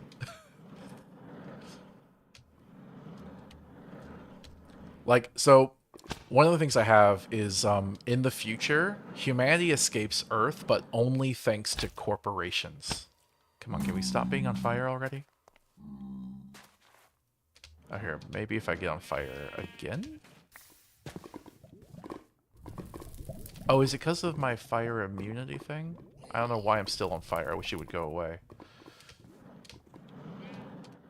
But yeah, so basically the governments run Earth into the ground. Not just the governments, but like with, corporations. But corporations are the only salvation. Literally only 3 corporations develop the ability of space travel because they neuter the government. And so those corporations escape Earth. The first one being the most powerful surviving faction of humanity. The company was called Savior. But over time, they kind of devolve into a corporate, like, monstrous machine of humanity. They become known as the Saviors of Life, and eventually they become religious. Their motto is, work will save your soul. When they find out from these aliens that the soul is real, they are resentful of it because the afterlife does not turn out the way they thought it would be. So they start trying to invent their own alternative afterlife. The aliens, by the way, actually, sorry, one thing I should mention is artificial intelligence. I really riffed on that. There's these things called PASIs, P-A-S-I, Planetary Artificial Superintelligences. And the idea is they are entire planetary systems where they are constructed entirely of AIs that just talk to each other and create one big system of nonsense. They've been self-sufficient and isolated for so long that their speech doesn't even resemble anything intelligible anymore. And yet they still are able to produce like weapons and have automated systems. They are extremely dangerous. A posse is basically a minefield for most factions, although the saviors and the posies tend to leave each other be. And the unfortunate thing is that the saviors are so inept, so incompetent, and so religious-minded, they no longer understand how the posies work, so they're just kind of automated death machines that no one controls anymore.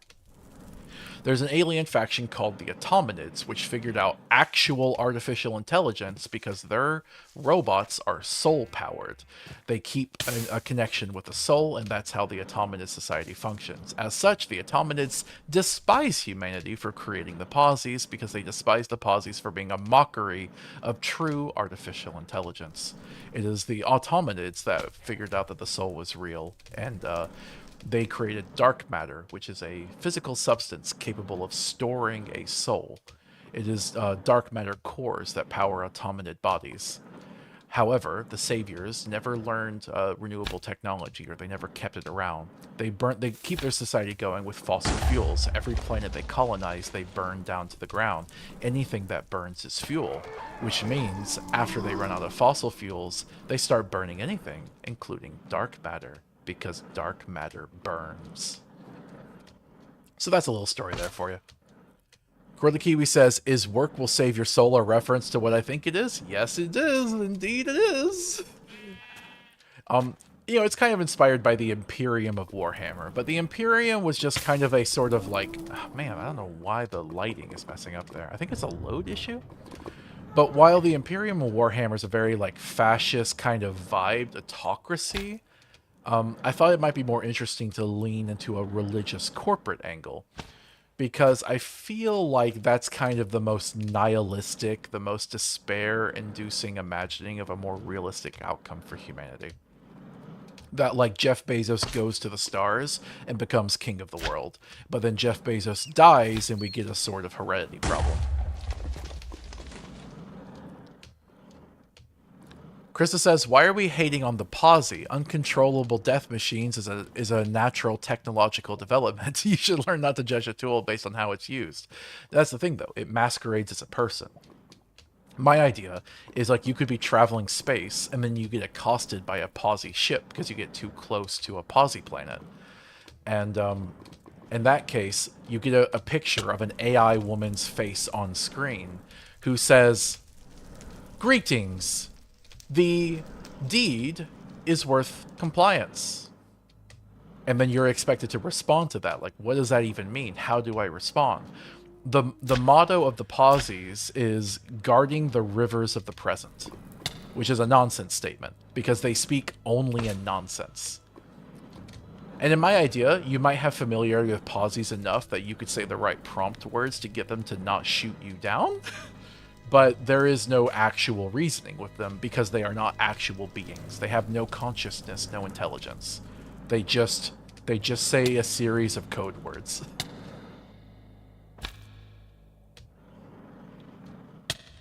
I do have two other human factions that aren't as bad. The second corporation... Well, okay, actually, debatable.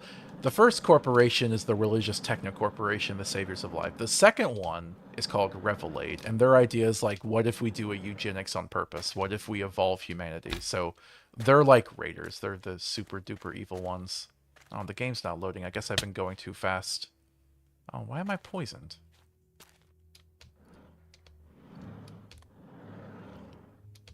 Alright, the game's catching up. Uh-oh. I see. Oh, I don't want to fight you guys. You look deadly. The third corporation is UDP, the Union of Darrenized Planets, named after their founder, Darren. And they're meant to be a more like... Ooh, what is this, blood? They're meant to be a more, like, reasonable take on corporations. So they're basically the liberals. I feel like I'm having some loading issues here. Are you, Kira? A bit. Okay, I'm going to exit the game. Hopefully it doesn't crash. Commissioner Tadpole says, you might have touched one of the mushrooms in that forest. They poison you when you touch them. I guess, but I think we're having some massive lag or something. So I'm just going to restart the game.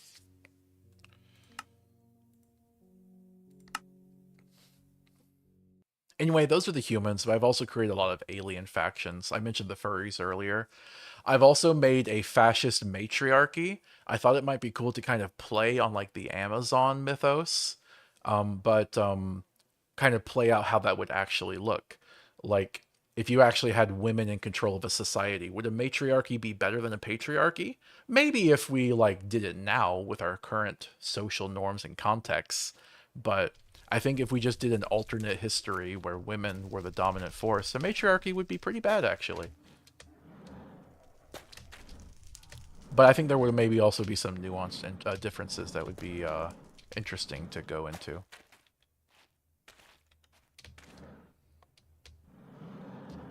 Also, I feel like when you do matriarchy storylines, a lot of incels get mad about it, and that's a plus. Oh, I should say, crap, I forgot that's a bad word on Twitch. I am not calling any specific person that word. I am just talking about an imagined group of people.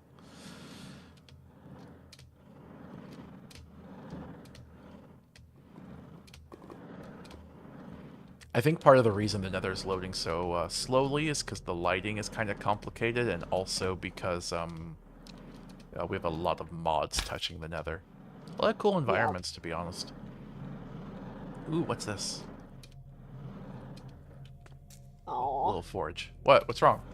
Roxy was curled up on your blankets asleep, like with her paw in the air. And I was gonna take a picture, and I move, and she just immediately sits up and goes meow. Aww. Krista says, I am fine with the matriarchy as long as I'm the one in charge. Alright. My favorite faction is one that's very overtly inspired by the Illithids of D&D, particularly in Baldur's Gate 3.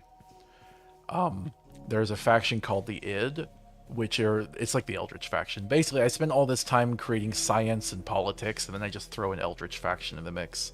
They are the only ones capable of soul death, where they can kill your soul, but your body keeps living. And it turns out bodies that don't have souls don't have to operate under the same rules of physics. And so they're kind of horrifying. So the prospect of being in one of the id is like, it kind of breaks your brain a little bit to think like, if souls existed, what would it mean to not have one? Oh. What was that? Sorry, yeah, I think it's a very interesting mechanic. Thank you. I might talk about it someday. Oh, I didn't realize I had to reopen it. There we go. Ah, we're having some major lag though. Every time I try to play, every time I play Minecraft with you, it makes me like love Minecraft so much. Yeah, I think the weakest part of Minecraft is... Okay, I think the game's lagging while you're joining. I'll just give it a minute. I think the weakest part of Minecraft is that there's really not much of a point to doing anything.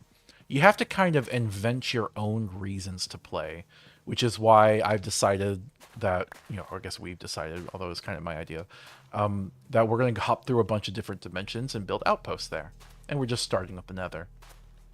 Yeah. But, like, that's just kind of a self-imposed goal. The game's really not good at giving you goals. Yeah. Like, because if you just go by the game, it's like, okay, find coal. Now iron. Now gold. Now diamond. Now go to the Nether. Good luck figuring out how. Look up a YouTube video. Alright, now go to the end. Good Good luck figuring out how. Find a YouTube video.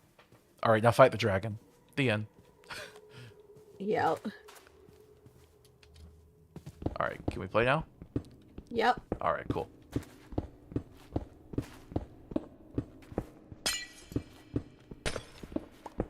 Oh, what? What? Ah, come on. Stop doing the lag. Is it lagging for you too? It's better now. It was lagging.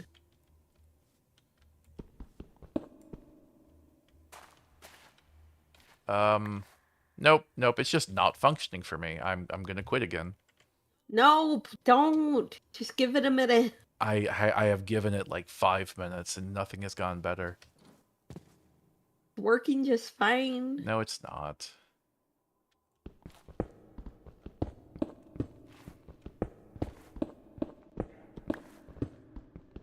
I literally can't do anything. Anything I crush, they just come back. I have 55 gold nuggets because for some reason I've destroyed the same 4 gold bricks over and over again, and it didn't reset the gold nuggets I had on my person. Infinite money glitch. Krista says, but actually it's a multiplayer sandbox, so you can do anything and it's a masterpiece. Engage with me, internet person. I've talked about this before. Oh, is it actually not coming back this time? That would be nice. I've talked about this before, but one of the things I was a little surprised by is how few argumentative people streaming would get me. Maybe if I was more popular, but I think it really goes to show you that argumentative people, when you watch like a streamer or whatnot, just aren't the norm. Because like, basically, all I've gotten is like one Nazi that tried to harass me, but that's about it. I guess I'm a little disappointed because I was hoping to have some more spirited arguments or debates. So many people online are just like fascists looking for attention. So finding like actual disagreeable people that aren't just like LARPing a cause and like arguing with them can be kind of rewarding. People talk about the veracity of debate, and that's kind of really the big crux of the issue is, do they actually believe in what they're saying, or are they just lying to get a reaction?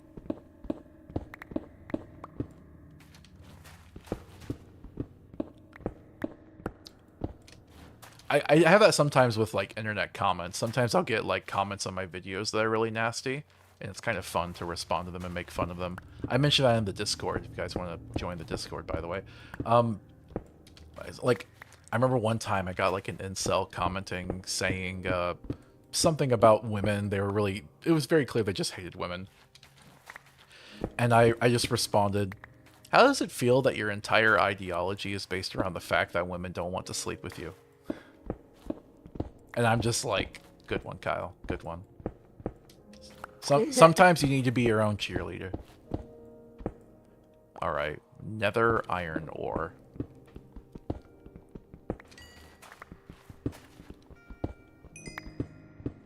Is there anything you would want me to do for building our home? Because I feel like we don't have much left to do besides architecture. And I left that to you. Is there anything else I could help with, Kira? Let me think. You could actually get some like nether ores and stuff so that we have some ores here in the nether. I mean, I guess I've kind of done a little bit of that. It doesn't really matter though. I'm getting a lot of netherrack. I think it would help. At this point, I'm just trying to see how high I can go.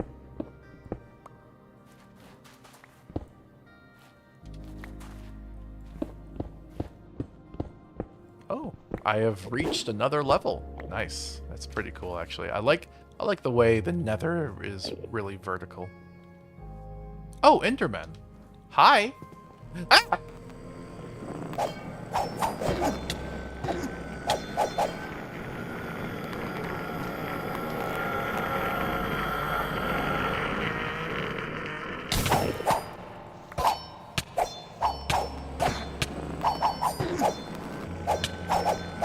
Die! They have so much health.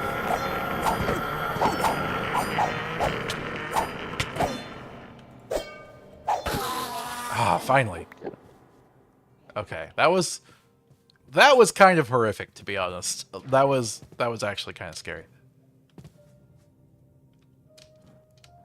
Where are you? A smoker? Weird. It's another plant.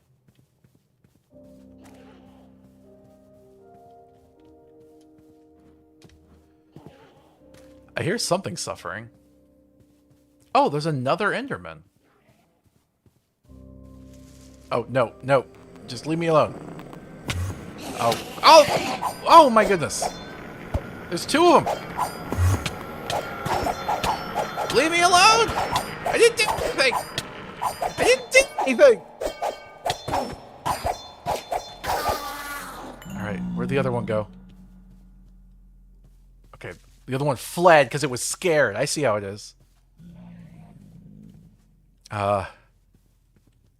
Krista said, I thought you and that Elderman would be good friends because you are both Eldritch, but it didn't work out. Sorry about that. I know, right? Total Eldritch, total Eldritch, I gotta not say the I word. Misogynist, right? You just don't like it when other Eldritch people are sexy.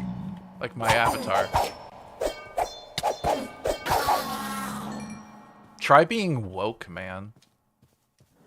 Elder man, am I right? Elder man, gender.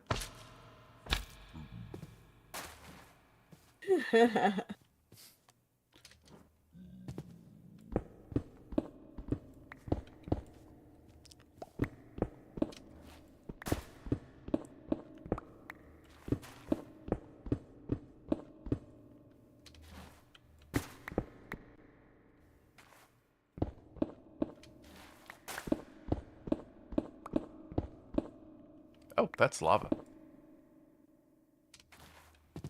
That's dangerous.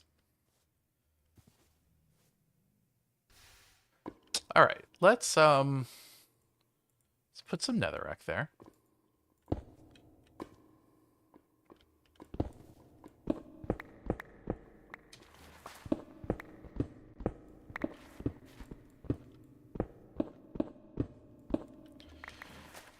Chris says, I want wokeness to conquer all too. Absolutely. We must be like the Jadeite Empire, which is the matriarchy world.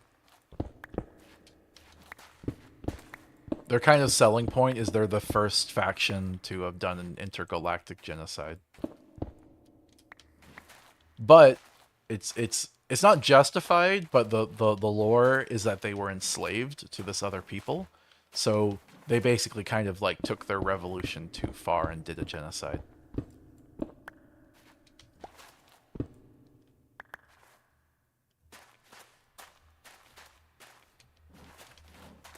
I'm not trying to like say revolutions are always like that. It's considered a regrettable thing at first, but then later they become fascist and they lean into it. Basically, they had a vanguard. It's a tanky story. Krista says, well, a girl has to have fun sometimes. Oh my goodness, don't say that. Oh, I found bedrock. Okay. I can't break this, right? Yeah, no, bedrock can't break. All right, I have now been to the top and the bottom of the Nether. It was a weird goal, but I accomplished it.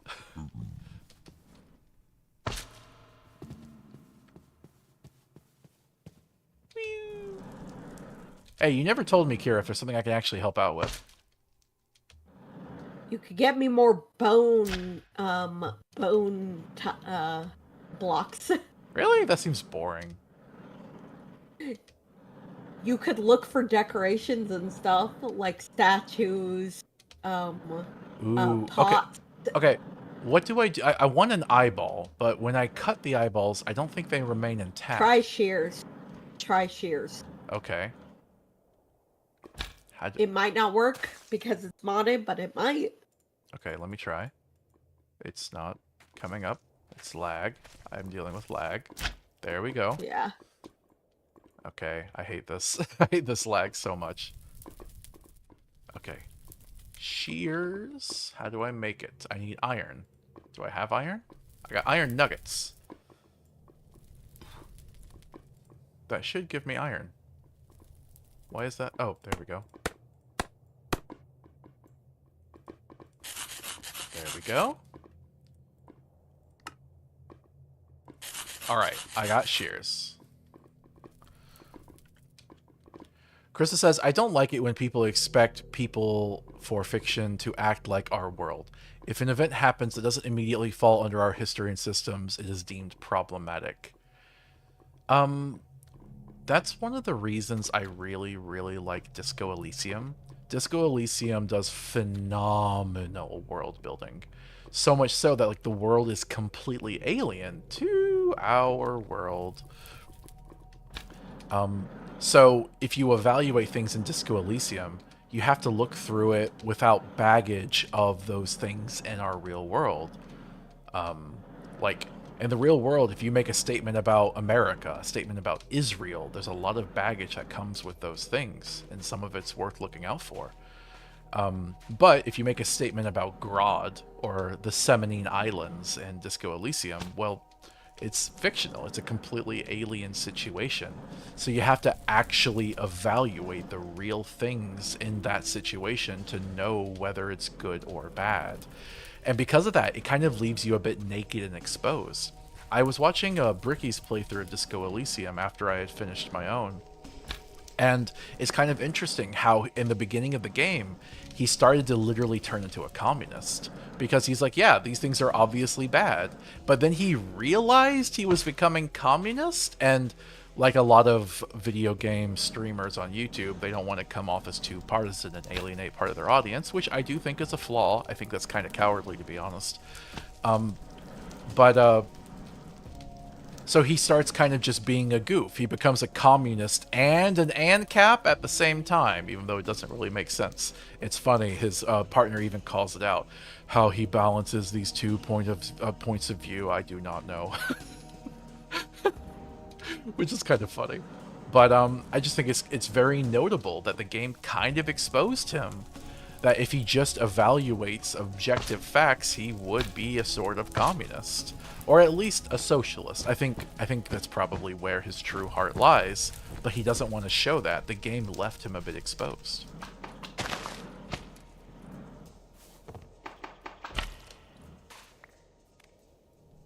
Did I get an eyeball? I don't see an eyeball. I seed? Oh, you left the game. Why? What happened? I needed to disconnect. I don't think my connection is very good. Eyeball block. How do I make it? So, okay, oh, I didn't use the shears. Ah, that's probably the problem. Let me try with the shears. Is there less lag without me connected? I guess. I don't know. I'm busy getting eyeballs. No, not you. Go away. I hate the juggernauts. Alright.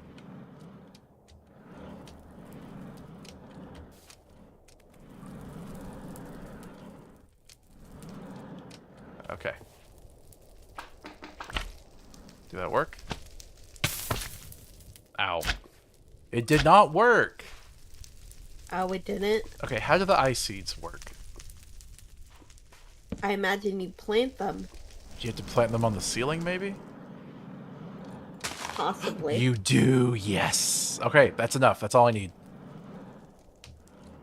I think you need to plant one, like, where you want it. Yes. I'm teleporting back home. Okay. You could see the work I've started to do.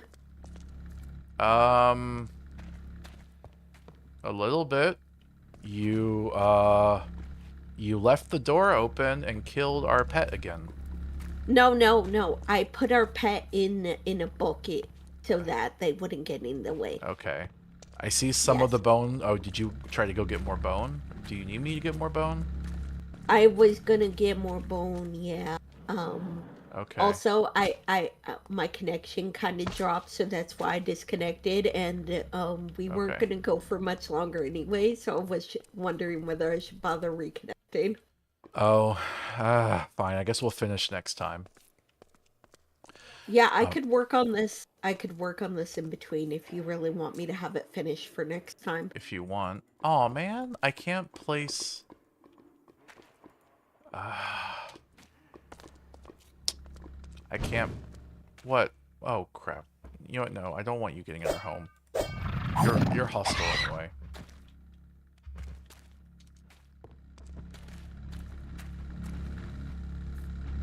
Okay, it looks like you get scared easily. So how about this? I will just bucket you. We can get rid of you.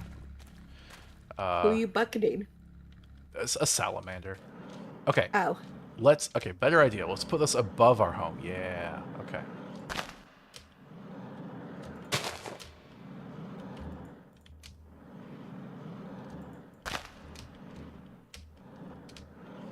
Yeah, perfect.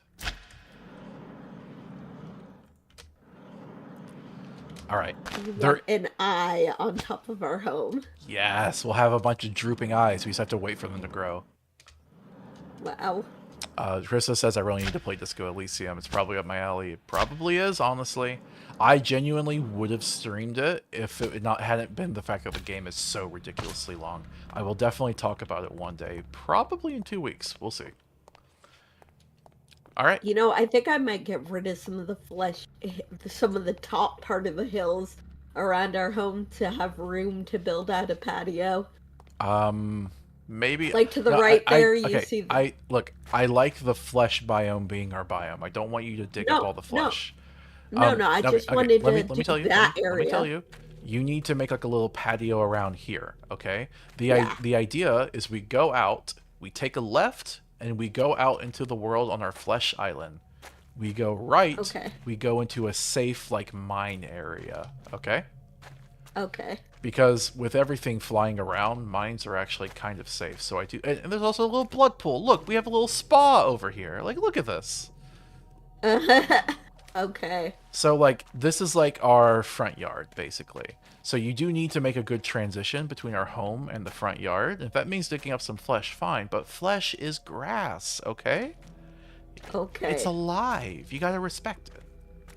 All You right, gotta think of the sweetie. environment. Okay, sweetie. I love you. If you say so. I love you too. All right. Okay. All right. Well, this has been fun. We will continue the home construction next time. I am thinking, by the way, sweetie, next time might be the last time we're in the Nether. I would really recommend you don't go completely all out on every outpost we build from now on. This was probably a bit big. We might want to make them smaller in the future, but whatever. Okay. Maybe we'll finish this one up next time, and that'll be our last Nether. That's kind of what I'm hoping for, anyway. Actually, Okay. no. We need 2 more Nether sessions, because I have at least 2 more things I want to talk about. My story and Disco Elysium. I'm not sure about Ether Space yet. We'll see. So 2 or 3. Okay. 2 or 3 more times. All right. After that, we'll just do Minecraft episodes, doing every dimension until we've done all of them. And then, honestly, I'll probably retire streaming, because I won't know what else to do. If people watching have particular suggestions, leave them in the comments of this VOD. I would suggest that. That would show me that people actually care. And if no one really cares enough, I'm just not going to do it. Krista says, go outside and touch flesh. Thank you. Thank you for that. All right. Well, this has been fun. Thanks for watching, everybody. It's about time we wrapped up. It's been a good day. It has been an exhausting one. I really did like talking about the stuff today, and I appreciate people sticking around for chats during the Minecraft segment. Yep. All right. Well, I'm going to be done. See you later.